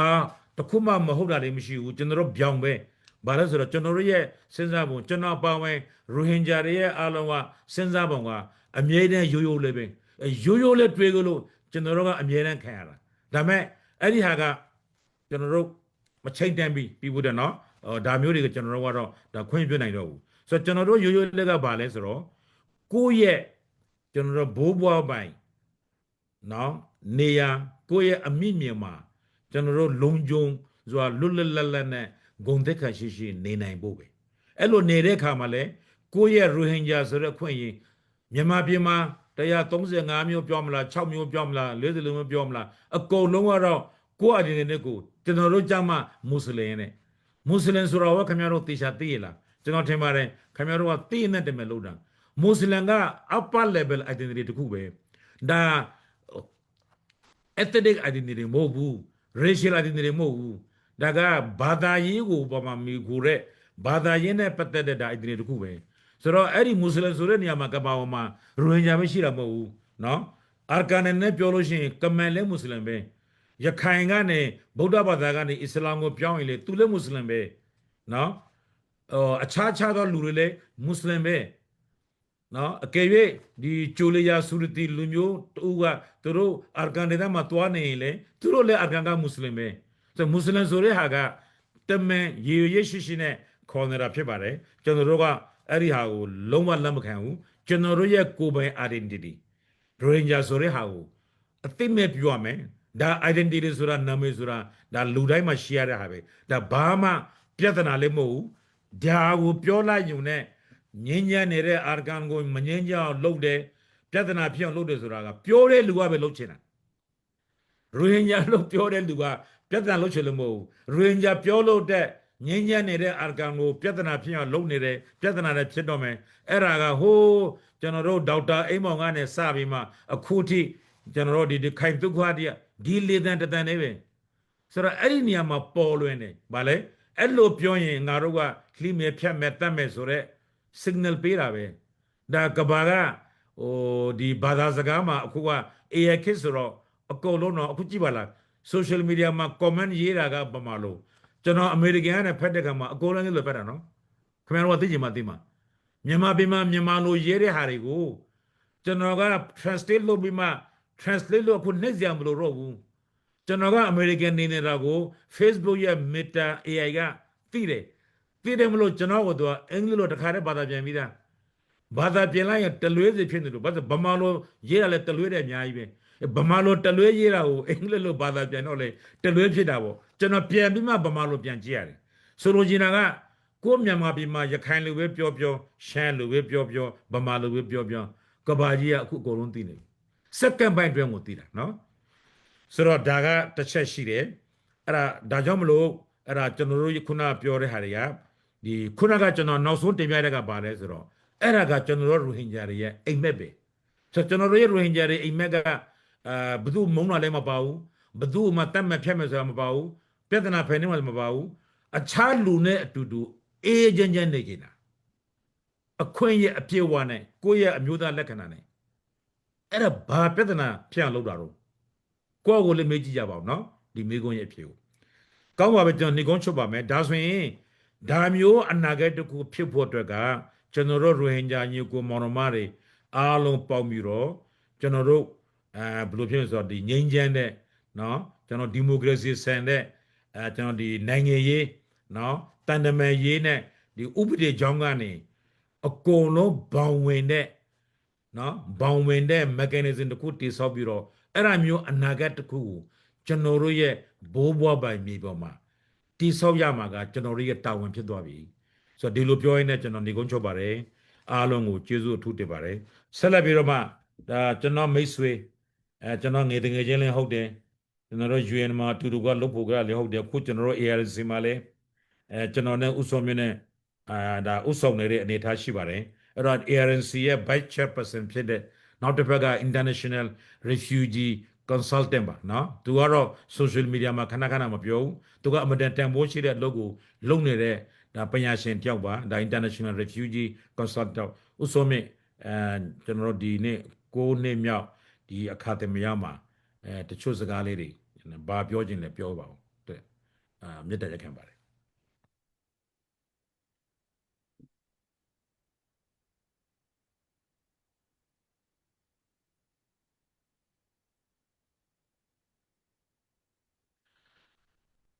ကိုစုံနဲ့အတန်မကြားရဘူး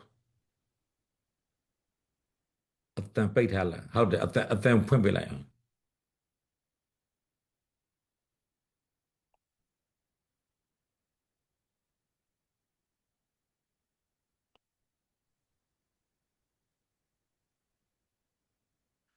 ကိုစုံအတန်မကြားဘူးဘာဖြစ်လဲခဏကြည့်ပါဦးမဖြစ်လေမိုက်ခဏကြည့်အောင်အတန်မလာဘူး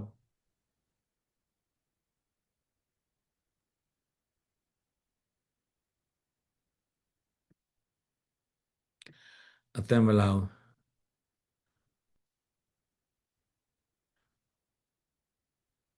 ဟိုအလုံးခဏမိုက်ကိုမလာဘူး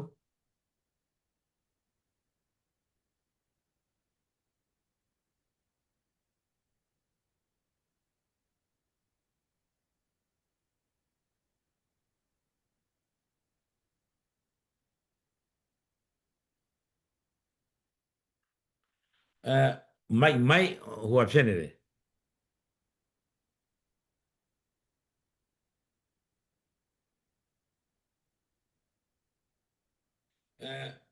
မိုက်ဟိုဖြစ်နေတယ်မကြားဘူးဘယ်လိုဖြစ်တာလဲမိုက်ဟိုဖြစ်နေတယ်ကိုစုံမြအတန်မကြားပါ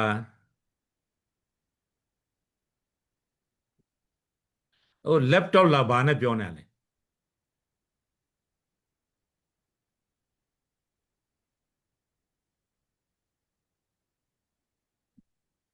ခဏကျေးဇူးပြုရဲ့သိခံပေးပါဟိုမှာနည်းနည်း technical problem များဖြစ်နေတာမသိဘူး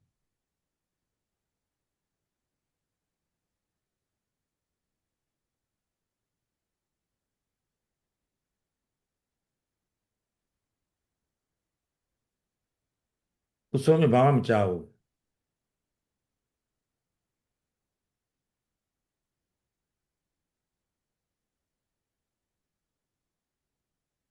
ကိုစုံမြဘာမှမကြားဘူး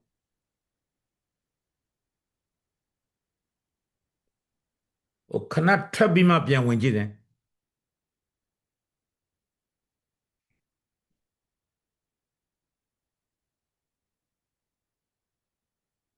ခဏထပ်ပြီးမှပြန်ဝင်ကြည့်တယ်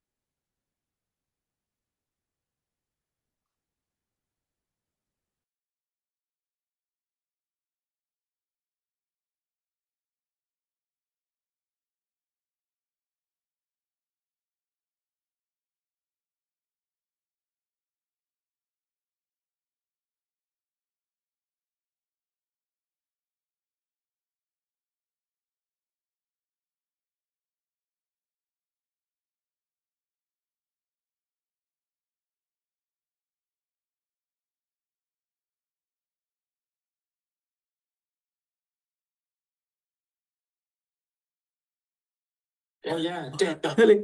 Oh, it was working well. အခုကြားပြီအခုကြားပြီ Good job, Bila. ရပြီရ How ပြီ we hope. Okay. ကဲအားလုံးကိုတောင်းပန်ပါတယ်ခဏလေးပါနော်ခဏ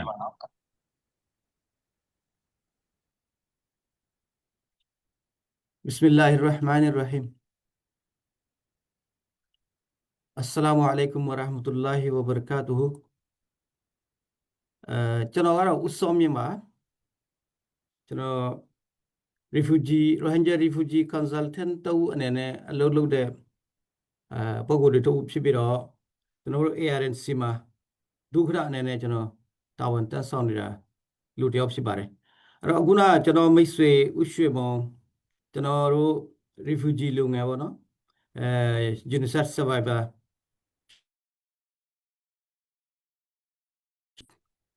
နားထောင်ခဲ့ပြီးတင်ပါတယ်ဥရွှေမောင်အနေနဲ့အသေးစိတ်တော့ပြောပြီးသွားပြီပါပြီပမာလိုပြောသွားတယ်ကျွန်တော်အနေနဲ့ရိုဟင်ဂျာပရိသတ်တွေကိုရှင်းပြဖို့အတွက်ရိုဟင်ဂျာလိုပဲရိုဟင်ဂျာဘာသာစကားနဲ့ပဲကျွန်တော်ရှင်းပြတော့မှာဖြစ်ပါတယ်အချိန်လေးတော့ဖြစ်နေပြီနည်းနည်းကြာနေပြီဆိုတော့လေကျွန်တော်လည်းအတူချုပ်ပြီးတော့ပြောတော့မှာဖြစ်ပါတယ်Assalamu alaikum wa rahmatullahi wa barakatuhu দুনিয়ার কোনা কোনা আসদে রোহিঙ্গার মুরব্বী হজরত অকল ভাই বোন অকল দাস নজওয়ান অকল আর দাস হাজগরি রিফিউজি খেমর আর রিফিউজি ভাই বোন অকল যাতে রাজ্যে 9 বছর পর্যন্ত খুব অশান্তি পেরেশানির মাঝে আসো তো অনারার বন্ধু আজিয়া হাজির হই তাই বেশি লম্বা টাইম বাদ আইতেছে রিফিউজির বাবদে হাম করি কিন্তু দাসে সিয়াসি ফিলত মাঝে রোহিঙ্গার খেদমতল লারিয়া সোশ্যাল মিডিয়াত আর দাসে অন্য অন্য হন তরিকালে মুন্তু আইর দাসে অনারার খেতাব করি হতাবার্তারা খোয়ানো যা কিছু কিছু লেখাপড়া তোরা মোরা গজ্জি অন্য হামকল গজ্জি আছে মানে হিউম্যানিটেরিয়ান ফিল্ম মাঝে বহুত কিছু হাম করে গিয়ে যাবে 30 বছরের জন্য কমর খেদমতের মাঝে আছি তো আজিয়াদ আছে আর আরে রোহিঙ্গার ওরে জিনোসাইডে 9 বছর ফুরাইয়ে এই 9 বছরত আছে আজ ইয়াদগারের দিনের মাঝে আজ আছে অনারার মন্তু খেতাব করে কিছু কথা হইবেল্লা মৌকা হয়ে দিয়া নরের বেশা বেশি শুক্রিয়া তাই আর ব্রাদার আর ভাই আর মজ্জা আর দাসে মানে হামনশি আর বেশি জান পেশান দাসে মানে আর দুস্ত আর দাসে ARNCর চেয়ারপারসন জনাব আব্দুর রাজাক উশি মনসাবে অনার বার্মিস জুবানের মাঝে আজিয়া দাসে নানি 9 বছর অ্যানিভার্সারির দাসে ইয়াদগারের দিন মাঝে আর রোহিঙ্গার দাসে মানে यादगारी दिन और यानर दासे यादगारी फुआती फुआती आर दासे मुमिक्का मसला हल होइबा दे आर दासे जिंदगी बाला शांति रिक्या जाय पहुंची बेल्ला आर रोहिंग्या तू की जरूरत है दिनर बाबते बेशि लंबा गए तफसील साथे बुझाइए आर दासे माने मुमिक्का आर दासे ख्वाब आर की साइड देबो आर खड़ जाइते इनर बाबते लंबा करी बाला करी बुझाइए तो खास करी दासे आर মুরব্বী হজরত কর আর কোমর দাসে লিডার কল অ্যাক্টিভিস্ট কল ইতারারিও দাসে কিছু দাসে মানে কথাবার্তা হইয়ে তো ইনতিনের ওর দাসে ওনারা বেগুনে গৌর করি বলে আশা করি তো ই নর দাসে বর্মিজ জুবান কইয়ে যে তারা তো নাকি বর্মিজ জুবানত তো বর্মিজ জুবানের মাঝে বুঝি পেলা কেনা করি কষ্ট আছে দুঃখ আছে তারা আছে মানে আই রোহিঙ্গা জুবানের মাঝে বাড়ির মাঝে বুঝাই দিম বলে আশা করি তো এই আজ্জার দাসে এই দাসে আর জিনোসাইডের ইয়াদগারির দিন 25 আগস্ট ইবাদ আছে রোহিঙ্গা বলি বেগুন হদ্দেন দিল্লা অনারা ফোন হদ্দেন দিল্লা আর আল্লাহ বলি একটা আছে বেশি পেরেশানের দিন আর আল্লাহ আজ্জা একটা খালা দিন তাই আরা ইয়াদগারির ফুয়াতি ফুয়াতি আরাত তুদা আছে মানে মুমিকে আরা কিভাবে বডিউম দেখেন কিভাবে যাইম দি জ্ঞানের উপর আর তো বেশি বেশি খেয়াল দেওয়া হইব বানা ইয়াদগিরি করলে নইব আর তো মুমিকাল্লা আর আছে ফিউচারলা আর মুস্তাকবারল্লা বলি কি করছম দি জ্ঞানের উপরে আসল খেয়াল কর নান ইয়ান দাস আর ইয়াদগারি বানাই দিয়ে আনর মাহানি উঠিব দে বানা ইয়াদগারি করলে নইব ইয়াদগারির ফাত ফাতে মুস্তাকবাল্লাই ভাবি যাওয়া হইব তো বাদে ইয়ান ইয়াদগারি আন গরিব দিয়ে আন দাস মাহানি উঠিব দে তো যে তারা নাকি এই দাসে জিনোসাইডর দাসে কি মাঝে ফরিয়রে জিনোসাইডর ফানত মাঝে জিনোসাইডর দাসে মানে এই জুলুমত ফরিয়র যে দেখি আর কমর দাসে মানুষ সকল নিজের জান হারাই ফেলাইয়ে নিজের দাসে মালারে ফেলাইয়ে নিজের দ্বন্দ্ব তারাফে নিজের ফুজি হারাই ফেলাইয়ে নিজের দাসে জমিনুদ্দা আড়াই ওরে দাসে আজিয়া বিদেশত যায় তার ফালত ধরে দুনিয়ার আগাগোড়া দাসে মানে জিন্দিগি বসতি করে তো ইতারা বেগুনে পানি দাসে আর কান দাসে ইনসানি জিন্দিগি আমার তো দাসে ইয়া কেঙ্গুরি করি ফেজুম ইয়ানোর ওর আর তো মানে সুচ রাখি বেল্লা বলি আজ আছে হইতাম সাইর তো আয়োগ রোহিঙ্গা হিসাবে ইয়ান দাসে আজ আল্লাহ বলি খুশুসি একখান দিন তো আইনি জিবাজিও দাসে ফিল সাফার গজ্জি এই দাসে দেশত মাঝে আর ওরে বোধ কিসমর জুলুম হইয়ে আর আছে মানে কি ফুন্নতে থাকতে পারে ফুনতে থাকব তো বোর্ড দিলা জুলুম আর খাই তেতাল্লা জিনোসাইড সার্ভাইভার হিসাবে আয়োগ্য জিনোসাইড সার্ভাইভার তো খন্ডিল্লা ইনসানের ওর আর রোহিঙ্গার ওরে জুলুম সাথে ওই দিন আর আইনি যে বাজে আছে সুখে দেখি দেখবো মানুষ তাই এন তুদা আছে মানে ইয়ানোর এই মানে ভাবি তাকে তখন না হন আর হামনো আর তো ইন ওরে আছে মানে ইন তো আর কিছু সবক লই রে আর দিলের মজবুত করে আর ভূমিকা বড় নান ইয়ান দাসে আরলা দাসে কি হ জরুরি আর তো ইয়ান বেগরি যা হইব তাই ইয়ান তো বাদে আর একখান কি হইতাম সাইড হইতে গেলে আর হিস্টোরি বানি যাচ্ছে বানা আর মানুষ আছে জুলুম খাইয়ে আর মানুষ আছে নুকসান উঠাইয়ে তো এবারা ইয়ান হর মানে আর রোহিঙ্গার হিস্টোরি ন আর রোহিঙ্গা আছে নিজের দিলেরও মজবুত করি নিজের আছে মুস্তকবেল্লাহ বলি আর আজ্ঞা পর্যন্ত আছে বাঁচি থাকি ওরে আর আছে ইনসাফল্লাহ আর হক কল্লা আর আছে নিজের আছে আর বাদ দিন জমিনের মাঝে দাসে শান্তির সাথে আব্বার জিন্দি করি পারি পেল্লা আর খুশিটা আছে যে ইয়ানো আর হিস্টোরি মানে আর ওরে জুলুম করছে মসজিদ যে খাচ্ছিলে ইয়ান জেনিলা হিস্টোরি বা আর ভূমিকা খুশি করে দিয়ে ইয়ানো দাস আর একটা হিস্টোরি তো জিনিসের দিলাম মাঝে আর তো ইনরে দাসে বেশ করে খাওয়া পড়ব আর আছে সাফার করছি দিন তু সবক লই রে ভূমিকা আর জিন্দগি মজবুত বেল্লা আর ইনসাফ পাই বেল্লা আর হক পাই বেল্লা আর দাসে মানে বাগদাদ দিনা জমিনের মাঝে আর বাদ্দাসে তো ইনসান হিসাবে জিন্দগি গড়ি পারি বেল্লা আর তো কি গরম চাওয়া দে কি করি বেল্লা আর খুশি করে দে ইনক কান দাসে আর হিস্টোরি বেলা আর তো মানি লওয়া পারিব তাই তাহলে আর গুণে যেটুকুন মানুষ আছে আর আছে দেশত মাঝে এই জিনোসাইডের জুলুমত ইতলে ক্লিনসিনের জুলুম খাইয়ে নিজের দাসে জানারে ফেলাইয়ে নিজের মালারে ফেলাই নিজের ফুজিয়ানারে ফেলাইয়ে নিজের দেশের সম্পত্তি হারাই ফেলাইয়ে নিজের দেশের জমিনুদ্দ হারাই ফেলে দেশে বিদেশে গিয়ে গই তো ইতারা বেগুনর দাস মানে এই সাফার করছে দিয়ে আনরে না সামনা করছে দিয়ে ইয়ানোর ওর দাসে মানে বেগুনর দোয়া দিলাম বেগুনর দাসে সলট করলাম না তাই আর আজ পর্যন্ত বাজি আছি জানে বাজি আছি তাই আর ইনশাল্লাহ আর আছে মুমিকা আর জিন্দিগিরে অন্য গোয়া দুনিয়ার মাঝে ইজ্জতলা কম হিসাবে বনিয়রে ভূমিকা জিন্দিগি করে ফেরবে লারা খুশি করে যাই তাই আর দাসে আওয়াজের ভূমিকা তোলা ফুরিব তাই আর রাজ্য পর্যন্ত জানে বাসি আছি আর আওয়াজের উচল করা ফুরিব আওয়াজ ডর করা ফুরিব তাই আর দাসে মানে আওয়াজ রাজ্য পর্যন্ত বাসি আছে জানা বাসি আছে আওয়াজও বাসি আছে আর দাসে আইডেন্টিটি যার নাকি আর একটা রোহিঙ্গা আইডেন্টিটি আছে ইয়ানল্লা বলি দাস ইয়ান হচ্ছে আর আল্লাহ বাসি আছে তা আর দাসে দিলত মাঝে আর দাসে কি হদে আশা উম্মিদ ইয়ানও আর তো বাসি আছে না তাই এতাল্লা এই জিনোসাইড রিমেম্বারেন্স ডে ইভান ইয়ান দাসে মানে কি হ আরা এখন কইলাম দিল্লা যে তারা দাসে দুনিয়াতে গিয়ে গই শহীদে গিয়ে গই তারারে দাসে আরা স্লোট গেলাম দেন দিল্লা আরা ড্রিমর দাসে মানে মুম্মিকা বাসাইরে আর ফিউচারলা মুস্তকবরলা খামগরি জন্নান ইয়ান দাসে মানে জিনোসাইড রিমেম্বারেন্স ডে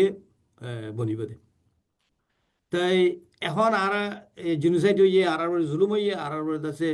অশান্তি হইয়ে আর আছে নাইনসাফি করছে ইনরে আছে ইয়ান খেলা হইয়ে দেব ইয়ানরে খেলা করে আর যাচাই করি চাই চাইতে গেলে দুনিয়ার মাঝে ইনসানর আছে আল্লাহ তালা ইনসানর বানাই দিয়ে ইনসানের ভিতর সার্গেন চিজ আছে দিতে লাগাইয়া থাকে এই সার্গেন চিজ আছে জিন্দগি ইনসানের ভিতর তাই ওপরে বা বেশ হয়ে যালে মগর ইয়ে নিতে আছে মানুষেরা হালাক করে ফেলে তো এটা আছে আর ফাঁতি রইয়ে কমিউনিটি এইচ ইন দাস তার ভিতর আছে থাই বাদে ইন দাসে তারা তো বেশ হয়ে গিয়ে গই ইন দাসে অভারও গিয়ে গই দিয়ে তাল্লা আর বলে তারা একিসিম্মা দাসে আর নাইনসাফি বসলুকি গরিবেল্লা দাসে তারা তো সহজ হয়ে দেওয়া তো ইন কি হইতে গেলে একখানে দাসে ইনসান তো লালচি বাড়িজন গই ন একখানত ইনসানত তো লালচি বাড়িজন গই তো জিয়ান জরিয়া থারার দাসে মানে লালচি বাড়িওরে দুনিয়ার দৌলত পাওয়ার দা আছে মানে পাইছে মু ইনর যাচ্ছে মানে ইনল্লা বলে হওড়াইব ইনল্লা বলে যাচ্ছে তারা জাম মারিব তাই দিল্লা লালচি বাড়ি গিয়ে তারাতে তো এই 2 নম্বর মাঝে থারার গুসার থারাত আছে মানে যখন লালচি যখন বাজছে তারা তো গুসাই বাজছে তো গুসাই তারপর ইনসান করতো মগর গুসা ওভারও গিয়ে গই লালচিও ওভারও গিয়ে গই একই সিম্বা থারার টিকাটা আছে মানে মহা হতে গারিয়া ন কাদা আছে মানে বড়াই বুজুর্গি তো ইন দাসে বাড়ি গিয়ে গই তারাত্তি তা আর দাসে তারাত্তি নিজের দাসে দিলর খায়েশ বাড়ি গিয়ে গই তে দিল্লা সার্গান শিস তারপর দিন দাস তারা তো বাড়ি জনের জরিয়া তারা আর দাসে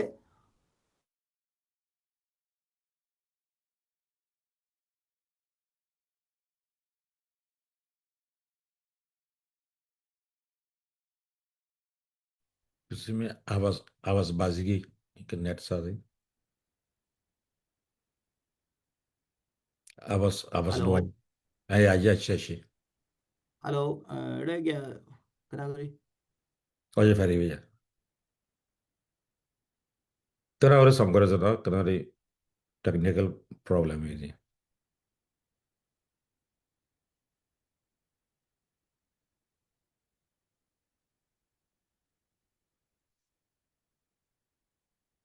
तो फजर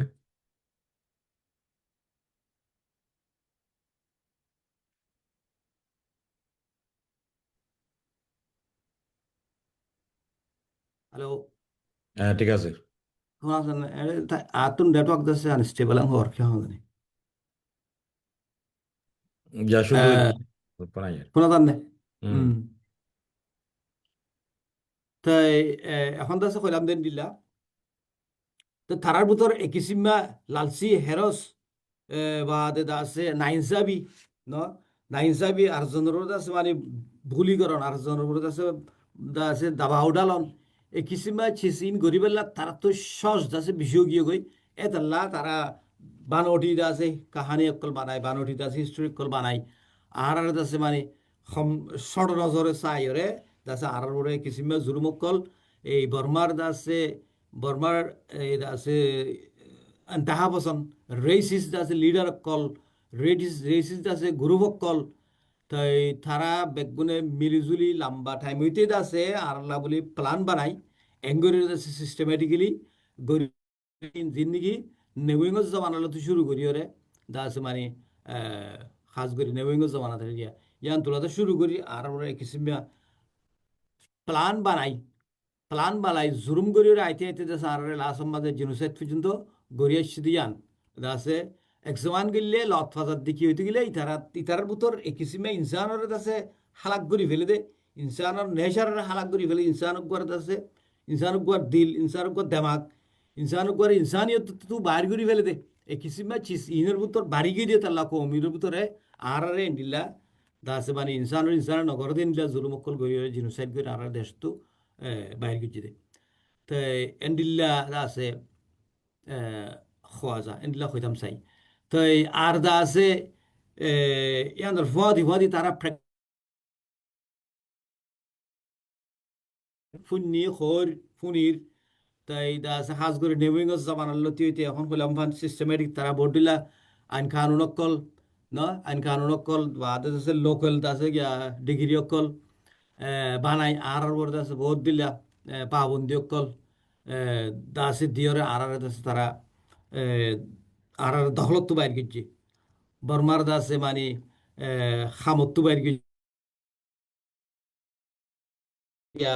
তারা কবজা করছে জমিন কবজা করছে তো আর দাসে মানে আস্তে আস্তে আর দাসে লড়া সরা খানা পিনা ডেলি আর দাসে দিনের ইনসানের গুয়া জিন্দিগি গুজারিবার দাসে আর জিন্দিগির মাঝে তারা হাত দিবে লাগে তো আর দাসে ডেইলি চলাফেরা পর্যন্ত তারা হাত দিয়ে আর দাসে মানে এঙ্গরি মজবুর বানাই তারা দাসে লাস্ট মাঝে আর কি হদ্দে তারা ইন দাসে মানে বিদেশিতে গাড়ি কানুনি এটা দেশের মধ্যে আসছে দে এং হয়ে দেশে মানে আর বললে বললে এলজামকল দিয়ে দেশে ওনারা বেগুন হয়ে ফেরা দিন দিলা এই দাসে আজ্য পর্যন্ত আর জুলুম করা তাজ্য আছে তো ইয়ার বাদ এটা আছে দেশের মাঝে ওনারা বেগুন হয়ে ফেরা দিন দিলা হাজ করে আর খানোর মাঝে এখন আর খানার মির্জ আছে দেশে বৌঠাউরের তো তারা আই বাদিও আব্বারও তারার পলিসিও নেমই হকুমতে তারা বানাইলে দাসে পলিসি স্ট্র্যাটেজি ইন দাসে কুড়িল্লা কানুন কুড়িল্লা দাসে মানে সাপ আর তার মগেও শুরু করছে আব্বার তো এই এতাল্লা আর মগরাতত মাঝে এখন এই দাসে কি এন্ডিল্লা জুলুম অকল সাফার করির তো এই মকফুলা দাসে মকলিয়া বর্মালি মিলিয়র দাসে আর দৌড়াইয়ে তো তাসে এখন মগে দৌড়ার তাই মগর যতদিন পর্যন্ত মগর পাওয়ার আছে মজবুত ন যতদিন পর্যন্ত তারা হাতত মাঝে জমিন আইয়ে এতদিন পর্যন্ত তারা আছে মানে দুনিয়ার আছে সাপোর্ট পাইবেল্লা আছে মানে আড়ালে মিলিজুলি তাকিব গম করি জিন্দিগি করি আড়ালে দাসে মিলিজুলি দাসে মানে এটা দেশের মাঝে দেশের তর্কি করিব ন তো আর দাসে হক দিব এ কিসিমে হতাহকল হইল যে তোর মাঝে তারা পুরাপুরি তারা তত মাঝে গিয়ে আগিয়ে গই এই দাসে কিছু কন্ট্রোল আগিয়ে গই দেশ আর হাজ করে আর কানোর মাঝে এত মাঝে তারার দাসে আওয়াজ বদলি গিয়ে গই আওয়াজ বদলি বা দাও তোদের তারা বলকে দাসে ঠমিয়া নাইঙ্গর দাসে স্পেশম মাঝে পর্যন্ত বা দাসে বাঙালি খয় বাফি লেব ন এন্ডিলামিক ক্যারিয়া তারা দাসে এগ্রেশন তারা আর লই দাসে গাঁ রাই করি আর দাসে এঙ্গরি দাসে হতাশকল খাওয়া শুরু করছে না তো এই দাসে ফলে রোহিঙ্গা হল রোহিঙ্গা তো আব্বা দাসে বাঙালি শুরু করছে তো এই দাসে মানে পলিসি জিন নাকি নেউঙ্গা সুরত টাইম উঠলতি আর ওরে ডইল্লা বডিল্লা ইয়া করছিল ইনর দাসে তারাইও দাসে মানে অত ইমপ্লিমেন্ট করা শুরু দিচ্ছে তো হেড স্পিচ অকল দাসে তারাই দিয়া শুরু দিচ্ছে বা দাসে আর জাগা জমিন কবজা করা শুরু দিচ্ছে মসজিদ মাদ্রাসা তারাই ভাঙা শুরু দিচ্ছে তো এই কিসিমা আজ পর্যন্ত ইন দাসে নপুরা তো নেমুইং সুরার টাইমত জিন ঘুরে সিঁড়ি তারা ঘুরে আইব তো আর ইয়ান তো কইতাম সাইড দিয়ে আর এই দাসে দুশ্মন আর দুশ্মন তা আর বুঝি দিতে আছে আর দুশ্মন আছে আর বর্মাইয়ে তাছে জুলুম কর এম বুঝিতাম তা খাস করি বর্মার আছে মানে ফুয়াতি সাত দইয়া তা খাস করি আর দাসে মানে জুলুম ইবারে আর বরে আর দেশত বাইর করি ন জেনোসাইড পর্যন্ত গড়নের যে সিস্টেমেটিক তারা আছে স্ট্র্যাটেজি বানাইয়ে এবার আছে আর্কিটেকচারাল মক তো এইবারে আছে ইমপ্লিমেন্ট করে এবার কোলাবোরেটর এবারে আছে সাত দইয়া সাইডা তো প্যাম্বু করে আইব বলতে বর্মা তো তারা দুনুয়াত আছে আর দুশ্মন তো ধনী দুশ্মনে আছে আর হামসঙ্গীয় খোমরে আজ যে পর্যন্ত লেনে আর আছে কি হয় জেনোসাইড পর্যন্ত তারা করে ফেলাই তাই তে হালত তো বদলিয়ে এখন এর দূর পর্যন্ত আই ফিসাই আজ যা পর্যন্ত আরা দেশে দেশত তু রিফিউজির জিন্দিগিত উদ্ধার হই আর হক লই আর দেশে দেশত যাই পেল্লা আর আজ পর্যন্ত দেশে কামিয়াব হই না পারি তাই এতাল্লা আর তু দাসে ইতারা যে তরিল্লা করি আইব ইয়ক তা আর হিস্টোরি আর তো আব্বা জানা করিব বুঝা করিব তাই এতাল্লা আর হিস্টোরি সাইতে গিলে বলকে আর যদ্দূর পর্যন্ত ফুন্নি দেখি বা দেশে ফজ্জি কিন্তু বুঝি ফারি দে বলকে আর খানার মাঝে দয়াও দীর্ঘ জমানা বা ওয়েদালির জমানা ডাইনেস্টি হদিরিয়া তো ইনকল গুজরি আসছে তো বা মরাউ ডাইনেস্টি গুজরি আসছে লং করে আসছে তেন ডাইনেস্টি কল গুজরি ফলে দুয়া ডাইনেস্টির মাঝে যে নাকি দেশিয়া ধরে আছে দেশিয়ার মাঝে আসছিল মানুষিন ইনল যে আছে কি হ ইন্ডিয়ার সাবকন্টিনেন্ট লই বাজা আছে যে লাগাইয়া আছে যে কালচারালি ল্যাঙ্গুইস্টিক্যালি ন এন্ডিল্লা কমক করে আসছিল যিনি নাকি সান পূজা করতো বেল পূজা করতো বা আছে গাছ পূজা করতো বুদ্ধ ধর্মীয় মানতো তো বা ফরজ আহির আছে কিন্তু কিছু মুসলমান গিয়ে এন্ডিল্লা আছে মানে ইন্ডিয়ান সাবকন্টিনেন্টর ইন্দো আরিয়ান ধর আন্নকল দাসে এটা দাসে আসছিল দেখ জাগাই নামাজে দাসে মানে দেওয়ারি ডাইনেস্টি বা আছে ওয়েদারি ডাইনেস্টি পর্যন্ত তো ইয়ার পরে দা আছে মানে 9th সেঞ্চুরির মাঝে এরিয়া তো 9th সেঞ্চুরির মাঝে এই দা আছে মঙ্গোলাই কল কিন্তু আর কানোর রাখাইরু মারে ফারাই ইরাউডাইং কিন্তু রাখাইরু মারে ফারাই আর কানত মাঝে গলি তার আলো মারণ গলি বেশ গড়ি গলি তো গলি বাদে যিনি মঙ্গোলাই করে দিয়া তো ইতারা গলি বাদে এড়ে দাসে তারা লই মারামারি ধরা ধরি দি তারা ডাইনেস্টি ধরে দাসে তারা ভাঙ্গে তো ভাঙ্গি বাদে এড়া আসছিল দে কম ইন লই যাতে মিক্স হয়ে যে গুয়া কম নিলে শিবার দাসে অক্ষ দিয়া না তাই বেড়ে দাসে ইতারে তারা আবার দাসে আরিয়ানও কলেজ ইন্ডো আরিয়ান কলেজ হাকিকত মাঝি ইন্ডো আরিয়ান ন আর হইলাম দে ইন্ডো আরিয়ান তো এই দাসে এই ডাইনেস্টি গুজর যদি ইন পর্যন্ত আছে আগে আছে ইন্ডো আরিয়ান ডাইনেস্টি ই নরে তারা হইতে সাদুয়া তো বলকে হিস্টোরির এলেরা সাহিত্য গেলে এলেরা গুললে মগদা আছে বলকে এটা আসিল দে কম হাকিকি কম আসিল দে ইন দেওয়ারি টাইমত দেওয়ারি ডাইনেস্টির টাইমত ইন্ডো আরিয়া কি হদে ওয়েদালি ডাইনেস্টির টাইম মাঝে ইন দাসে আর আড্ডুল্লা কম ধর্মজেন দিলে বোক আর আড্ডুল্লা কমিবা তেন্তু বদলিয়র দাসে আর রোহিঙ্গা হদে কমিবা এই দাসে কি হ ইন্ডো আরিয়ান ডাইনেস্টি আসছিল দে ফুরান কমিন ইন্ডিয়ান সাবকন্টিনেন্ট লো বাজা আসছিল দে এটার কালচারালি লাগাই আসছিল দে এই কমিউনের দাসে সিলসিলা আর হইলাম দে রোহিঙ্গা তাই ফরজাইরে এখন কইলাম ফান ডাইনেস্টিনর বাঙ্গিয়র দাসে মরাউ ডাইনেস্টি পর্যন্ত মরাউ ডাইনেস্টির মাঝে আয়ের দাসে মগে দাসে এডিয়ার গিয়া কোয়ালে গিয়া ফাইল দিয়া ন ইতারা দাসে এডিয়ার এই দাসে বাদশাহী তারা তো মাদিলে আনিল হকুমত দাসে তারা কবজা করল দে ও দাসে উনোর ভাঙি আর তারা দাসে বেশভাগ আলোয়ার আলো আসছে যখন তো বাদ তারা এই দাসে ডর গিয়ে গই পাওয়ার তারা তা আগিয়ে গই তো এডিয়ার কমিল মিলিয়রেন তো নিলে মকিবা কমিবা তো ইয়া শুরু হইতে কমিনের দাসে হিস্টোরিয়া তো রিয়েলিটি তো এন্ডিল্লা হলিয়া মগর তারা তো মাঝে যখন পাওয়ার তারা জিন লেখের ইন দাসে হিস্টোরি বনি যার কই তো আর আছে হিস্টোরি আছে তারা আজে ফেলাইয়ে আর আছে মানে এখন নেলিয়াইয়ের বেগে আস্তে আস্তে তাই এনে এখন স্কলার কলে হই গর দে স্কলার কলে লেখাপড়া করের দর আছে এলাম ধর কলে লেখাপড়া কর দে গেতেছে এখন বর্মাইয়ে হদ দে বর্মার দাসে দেশটা বনিবেল্লা দাসে আঙ্গুলি পারমা চাইবে বর্মার দে ইংলিশর দাসে ফুলার লড়াইয়ের আগে আসলে 1824 আগে আসছিল যে মানুষ জিতারা আছে তারা এরিয়া দেশিতা দে এন হলে ইবা দলীয় দা আর এখন পর্যন্ত স্কলার কলে হতে দে এখন দাসে 800-200 পর্যন্ত বেশি স্ট্রং দাসে রেকর্ড কল ডকুমেন্ট কল দাসে দুনিয়ার মাঝে আছে তো এড়ে ভূতর ফুলেশ্বর মাঝে বেগুনের নাম ধর দে অনারা পুনর দাসে 1799 মাঝে ফ্রান্সিস বুখানেনে দাসে লিখে দে যিবা নাকি comparative vocabulary of some of the languages spoken in Burmese Empire and Goridas যিবা নাকি দাসে ডকুমেন্ট প্রিভিয়ার গুজিয়া তো মাঝে এই বাম্মাদে রোহিঙ্গা ফুলেশ্বর মাঝে এড়ে দাসে বালা করে লিখে দে রোহিঙ্গা হদে নামিবা দেখা যার তো ইয়ার বাদে তো ইতি নিজে বাজে দাসে কমিন রোহিঙ্গা হদে কমিন দাসে লম্বা টাইম লতি টাকে দে কম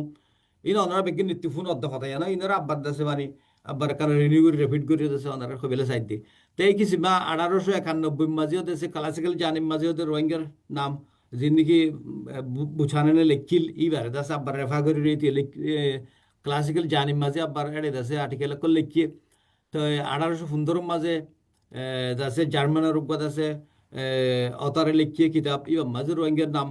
না বা 1820 তো ইন্দাসে বেগুন 1824 আগে হদ্দে আগে যদি আসছিল হতে গেলে তো ইন দাসে এরিয়ার দেশতে হতে গেলে ইন মজিন দাসে আর এরিয়ার দেশতে ইয়ান দাসে হনক কানাডা দেশক সবা নাই তো কিন্তু এখন এইটা আছে বর্মার আতত মাঝে ইটা রাজা আতত মাঝে এখন পাওয়ার ইয়ে তারা বুদ্ধিজমর যখন তারা দা আছে মানে প্রমোট করি পেলা স্যার প্রমোট তারা বুঝে দেখি হইতে গেলে অন্য ধর্ম অকল যদি আর দেশের মাঝে থাকে ইন দাসে আর বুদ্ধিজম আল্লাহ বলি আছে কি হতে খতরা আছে ইনরা সাব করা হরি তো এন দিল্লা বলছি ইন লই তারা আছে দুনিয়ার আছে তমাশা দেখায় আর এদিক কিন্তু আছে জুলুম করি আজিয়া দেশের বাহির করি আজ পর্যন্ত আর আছে নিজের দেশত যাইবেল্লা আর দেশ আর তো মৌকানর তো এতাল্লা তো ইয়ান তো হিস্টোরিক্যালি দেখলাম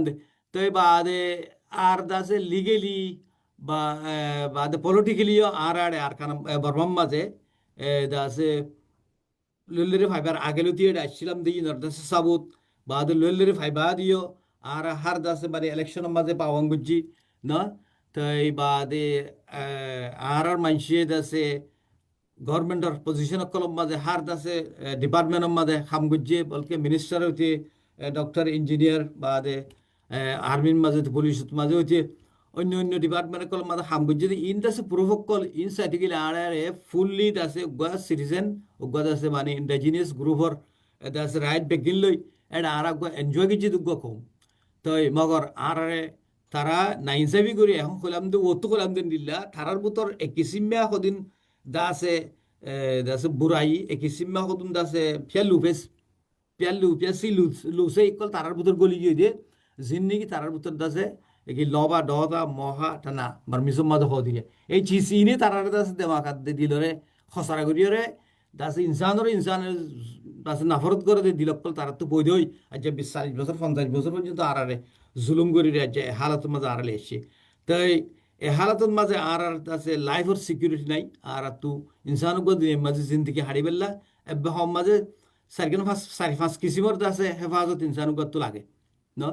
মানুষক আছে জিন্দিগি লাইফ সিকিউরিটি লাগে মানুষক আছে মানে যান খতরা করিব মারিব ধরিব খাড়িব ইনর হেফাজত লাগে আর দাসে মানুষক হনকান নাইনসাফি হইয়ে ইবা এই আছে ইনসাফ পাই পেলা ইবা তো আছে লিগেল প্রোটেকশন লাগে তো মানুষক তো খাই বেল্লা লই বেল্লা থাই বেল্লা ফিনি বেল্লা গদ দুয়ার খ সুয়ার দাবাই ওষুধ খানা ফিনা ইনর দাসে প্রোটেকশন লাগে তে আর মানুষক তো দাসে কি হ নিজের আইডেন্টিটি নিজের ডিগনিটি নিজের দাসে সোশ্যাল সাপোর্ট জিন নাকি আছে সাইকো সোশ্যাল প্রোটেকশন তো এই মানুষের তো ইন লাগে তো আর দিলা সাদি আফিন তো এ কিসিম হন কিসিমর হেফাজত এখন কইলাম দে হেফাজত ইনত তো আর মারুম করি পেলাই তো আর মারুম করি আজ 50 বছর পর্যন্ত আর অপারেশন চালাই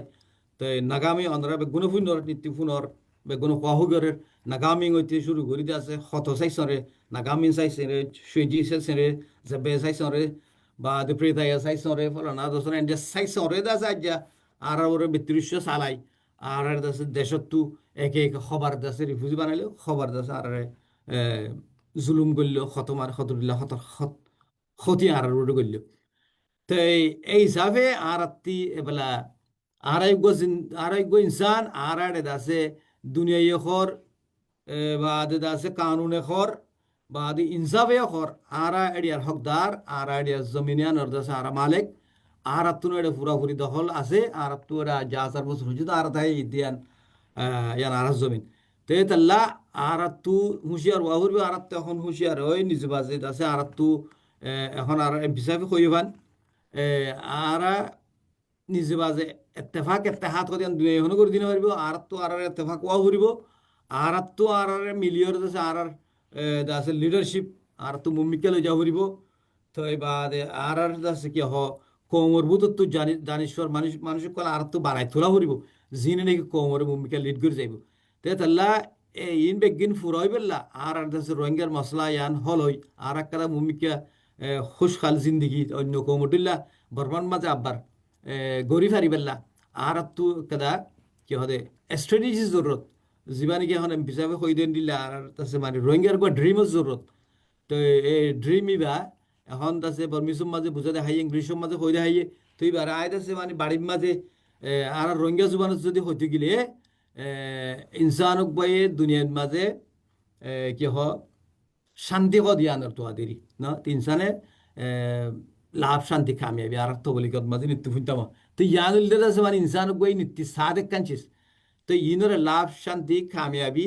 বা দে ভূমিকা তরক্কি ভূমিকা আছে মানে কি হ একটা জিন্দিগি তো ইয়ানরে আরা ফাইবেল্লা আর তু আর ড্রিম কি হওয়া ফুরিব হইতে গেলে আর কানত মাঝে আর নাকি যে বাপদাদার আছে জিন্দিগি জমিন আসিল না আর বাপদার দিনে জাগাত মাঝে আর তু শান্তির সাথে আজাদির সাথে বা দে আর আছে ইজ্জতের সাথে আর তু এটা ঠাই ভাড়া করিব তো 2 নম্বরের মাঝে আর তো কি হতে গেলে দাসে রোহিঙ্গা হদে যে কেটা ফ্যাশন আছে আর চিহ্ন আছে তো চিহ্ন ইয়ান লইরে আছে আর তো জিন্দিগি হাড়ি ভাড়া ফুরিব ইয়ান আছে বেগুন তো কদর করা ফুরিব ইজ্জত করা ফুরিব তাই আর দাসে অন্য কম যে দিল্লা আছে অন্য কম যে দিল্লা বর্মাত মাঝে আছে তারার আছে দেশত্যা তারার আছে ইকুয়ালিটি বা আছে কি হ ইকুয়াল রাইট বা কানুন মজিন হিরিয়া কানুন মজিন ইকুয়াল রাইট ইকুয়ালিটি বা সিটিজেনশিপ ইনর ফুললি আছে আর তো আছে এনজয় আর তো ইনর হক আছে ইনো আর তো ফাইবার করিব তো আর দাসে হকুমতত মাঝে আর দাসে কি হ নমাইন্দা তাই ভাড়া করিব আর জমিদার আর তো হকুমত করি ভাড়া করিব আর কমরে আর তো শাসন করি ভাড়া করিব কম আর কমরে আর হকুমত আর দাসে জাগারে জমিদারে আর তো হকুমত করি ভাড়া করিব তাই আর দাসে কি হ আর তো আর জমিনত আব্বার দাসে ফুরাফুরি যাই ভাড়া ফুরিব আর জমিন আর তো পা ফুরিব আর দাসে কি হ যা কিছু নোকসান গিয়ে ইমবেগুণ আর তো পা ফুরিব নোকসান দি নল্লা আর তো গুণারি ভাই ভাড়া করিব তো আর তো আর হেফাজত করি ভারি দে আর হেফাজত করি ভারি দে এন্দিল্লা একখান দাসে সহলত আর তো তা ফুরিব আর হেফাজত করি ভাড়া করিব আর জনাই দাসে পুরাপুরি হেফাজত করিব হদিয়ান আর জনে হেফাজত করিব হদিয়ান আর তো বিশ্বাস নাই তো এতাল্লা আর হেফাজত করি ভারি বেল্লা পুরাপুরি আর হেফাজতের একটা সহলত তা ফুরিব তাই বা দে যা কিছু আর জুলুম সে তুম যা কিছু আর যেতুল্লা অন্যায় ইয়ে তাই ইন বিয়া কিনার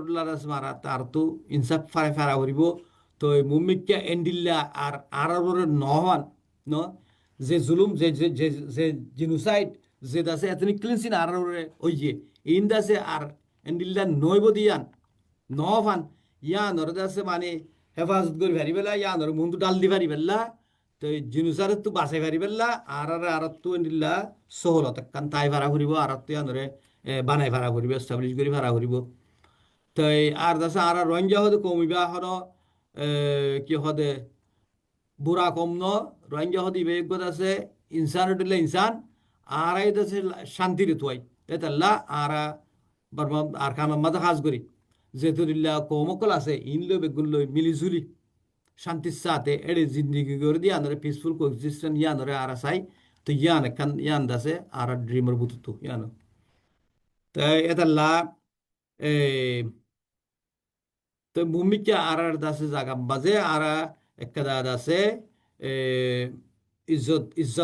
ইজ্জত আহুরু তাকে দেন দিল্লা ইনসাফ তাকে দেন দিল্লা লম্বা টাইম পর্যন্ত দাসে মানে শান্তি তাকে দেন দিল্লা এই দাসে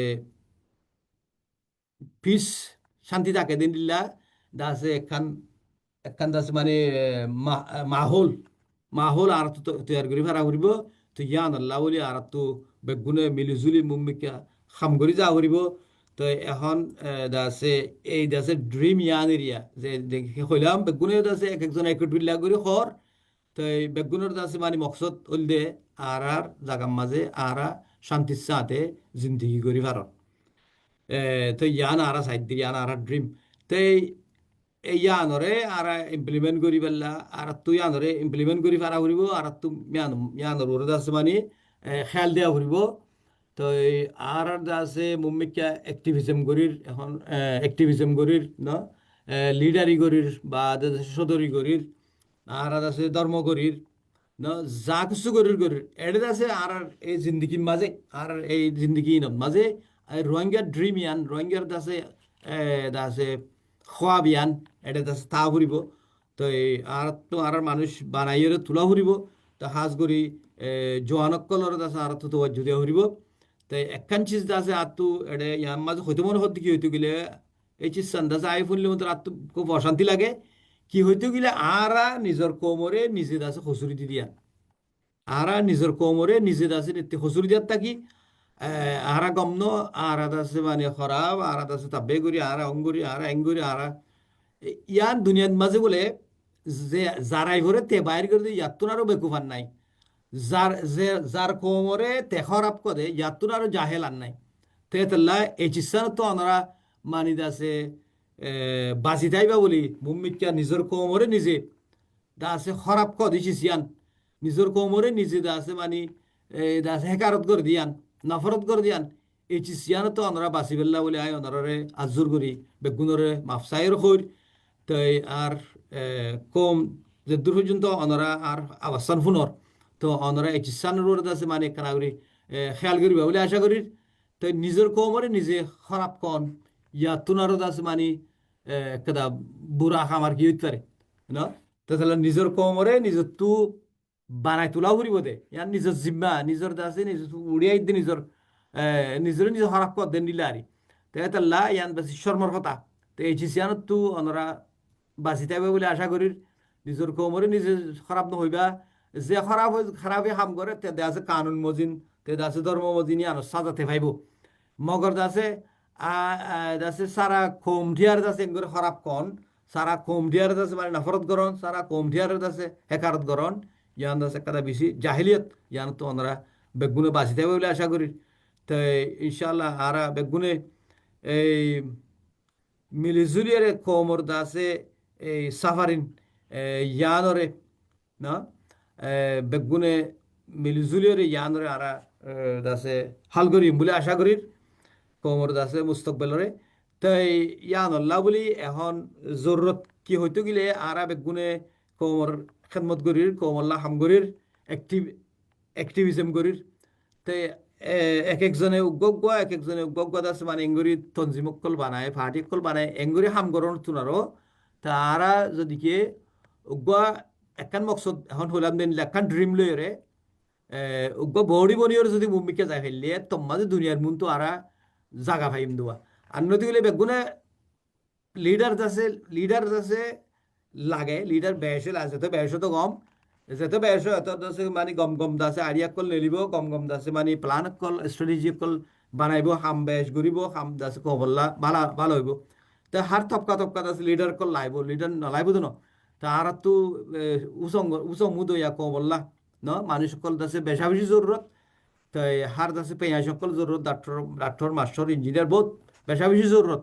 কোমর উত্তর ইন্নাই দিয়ে তাল্লা না আর দাসে মানে দুগুণ দাসে মানে দুঃখ ফাই ন তো লিডার কল জরুরত দেখা যা বেগুন লিড নকৰিব নয় মানে সন্তপ কাম মাঝে হনে লিড কৰিব দিব এনিলা কাদা সিস্টেমটা কৰিব একটা হাইরার্কি তা না কৰিব নে তারা বেগুন যদি মনটো যাই যদি লিড গজিম বয়া হতে গলে কোমরে তে বেলা খাললৈর আছে হন হতা হইব ন খাললৈর হন হতা হইব মানে দুনিয়া দেশে কনফিউশন ফুরি যাবি তাহলে আর বেগুলা ফুনির তোমার কোমর কথা তোমার কোমর দাসে মুস্তকবেলের বাবতে প্ল্যান প্রোগ্রাম অনার তোমার দাসে আর মদর্শত করতে বলে খালে কথা হওয়ার হারে কথা হওয়া পারতে তো বেগুনের লাগে হতা হয়ে পারিব না পারিব তো তাহলে আর তো চিস্তান বেশি জরুরত হয়ে দে কি হইতে গেলে বেগুনে মিলিজুলিয়রে আর নিজের কোমর হাতেরে না কোমর হাতেরে নিজের তীর আছে কি হয় কেনা করে নিজের হাস্তিরে কেনা মিটাই রে ন কোমর হাতেরে আর বেগুনে মিলিজুরে এলাকাটা হাম ঘুরি ফারি না চাই জিয়ানরে নাকি দুনিয়া দিতেছে মানিল ন দুনিয়ার তো কেনা ফোকাসের জরুরত কোমর তো কেনা ফোকাসের জরুরত যেন নাকি হদুন চাচা মানারে আছে দলা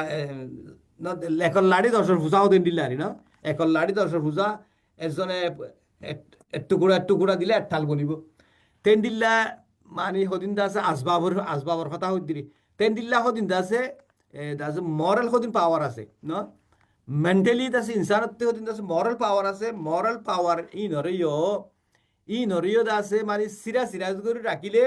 ঠাল নবনোয়া তো এই মরাল পাওয়ার ই নরে মরাল দাসে অথরিটি ই নরে হনক কান মাঝে জমা করা পরে যিজন মাঝে জমা করিব ইয়ান দাসে কাম করি পারিব দে এজন টিয়া দি যখন দাসে মানে 1,000 টাকা 1,00,000 টাকা ইয়ান লেখে চকেন কিনি পারে একই সিম্মা মরাল পাওয়ার জিন আছে আর কমতি লিডার কলতি অ্যাক্টিভিস্ট কলতি ইম বেগুনর যদি আর হনক কান মাঝে জমা করি তো মরাল পাওয়ার ইয়ান দাসে কারণ ডর কান মরাল পাওয়ার বনিব ডর গদ আছে মানে দাসে অথরিটি বনিব তো অথরিটি বে ইয়ান দাসে হামজিয়ান করে ইয়ান দাসে মানে হল হইব দে এই চিৰা গৈ যদি হাম কৰিলে হল নহব তি মডেল পাওয়ার অথরিটি হনক কারার মাঝে জমই দিয়ে আনতো যদি হনক কারা মানে যাচ্ছে আওয়াজ নেলে আওয়াজে আন্দাজে বেগুল্লা আসর করিব ন সিটা চিটা সড় মডেল অথরিটি যদি যাচ্ছে মানে দিন বছরটা হই পারিব ইয়ানে আসর হম করিব ও আনতো বেগুলো জমই দিয়ে আনতো ডর একটা মডেল অথরিটি বনি দে ইয়ানে যদি হনক কারা আওয়াজ দে আওয়াজ ইয়ানে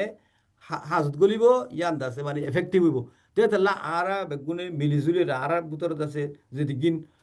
যতলা অ্যাক্টিভিজম অকল গরির ন লিডারশিপ দির ন মুরব্বিয়া নাগরির ডাক্তারি গরির মাস্টারি গরির যা কিছু গরির আরা বেগুনের আছে এক একজন তো আছে দে আরার দাসে অথরিটি ইয়ানের খনকার মাঝে জমা করিও রে আর ইয়ান তু দাসে কেন আওয়াজ নেলে ভারি নেছাই ইয়া সিরে চিন্তা করে আওয়াজ নেলানো জরিয়া এফেক্টিভ খমর তেতলা হনর মকসুদল লিখে হইতে হইলে আইনিল্লা গুয়া বডি বনি পারি না চাই জিবার নাকি দুনিয়াইত আছে আছে দুনিয়াইত আছে ইবাদ আছে রোহিঙ্গার আছে মানে রোহিঙ্গার খুঁজা পিউর করে দেবগা তঞ্জিম রোহিঙ্গার খুঁজা পিউ করে দুগা বডি রোহিঙ্গার খুঁজা পিউ করে দুগা কমিটি যে তি বাদ আছে টেম্পোরারি হইলেও পেরিয়ডিক্যালি হইলেও যে দিলেও মনে হয় এবার এন্ডিল্লা বাদ আছে বডি এন্ডিল্লা সিস্টেম তা কন সারা ভিতরে তো ইবা দেখুন হিসাবে হলে পান তো লিডারশিপ কত ইবাদ আছে মানে কালেক্টিভ লিডারশিপ ও নয়টা এখন পাবেন এখন ওয়ান ওভারের এখন দুনিয়াতে আছে কালেক্টিভ লিডারশিপ চলের তাই এতাল্লা দা আছে আর একই সিম্যাক কাদা হাম যদি আর ভূমিকে গড়ি ফারি দিতে গেলে তো ইনশাল্লাহ আর ভূমিকা বড়ি ফারি বান্ধতে গেলে আর আছে দূরে থাই যাইম ফিসা থাই যাইম ন এতাল্লা আর আছে মানে বেগুনের পরে দরখাস্ত কি হইলে আর আর বাই আইন বই আইন আর মুরবি হজরাত কল না হাজগুড়ি অ্যাক্টিভিস্ট কল আর কোমর আছে লিডার কল অনরা বেগুনরে আতর হতু দা আছে এলতেজা আতর হতু অনুরোধ আতর হতু দরখাস্ত কি হতে গেলে আর বেগুনে মিলিজুলি এক কথা রোহিঙ্গার দা আছে মানে মরাল অথরিটি হনকানার মাঝে দলই দেন দিল্লা বডি আছে অনরা বেগুনে বানাই ভারি বেলা খুশি করো জিয়ান জরিয়া মম্মিকে আরা বড়ি ভারিউম আর কোমর দা আছে অশান্তির আরা দাসে মানে শান্তিলে বোধ দিতে পারিম তো কমে জরুরত করতে নিলা চিসিয়ান দাসে হামাহা আর তু ইয়ানরে গরমসা আন্ন তুইলে আর বেগুনর হকাদান হইব আর দাসে নিজের ইগোরে মনটু দি ফানিব ন তাই আর দাসে আল্লাহর মনটু শর্মিন্দগীত তাকিউম আর হকাদান হইব তাই আর হতলিয়ে দূর বেগুনর আসসালামু আলাইকুম ওয়া রাহমাতুল্লাহি ওয়া বারাকাতুহু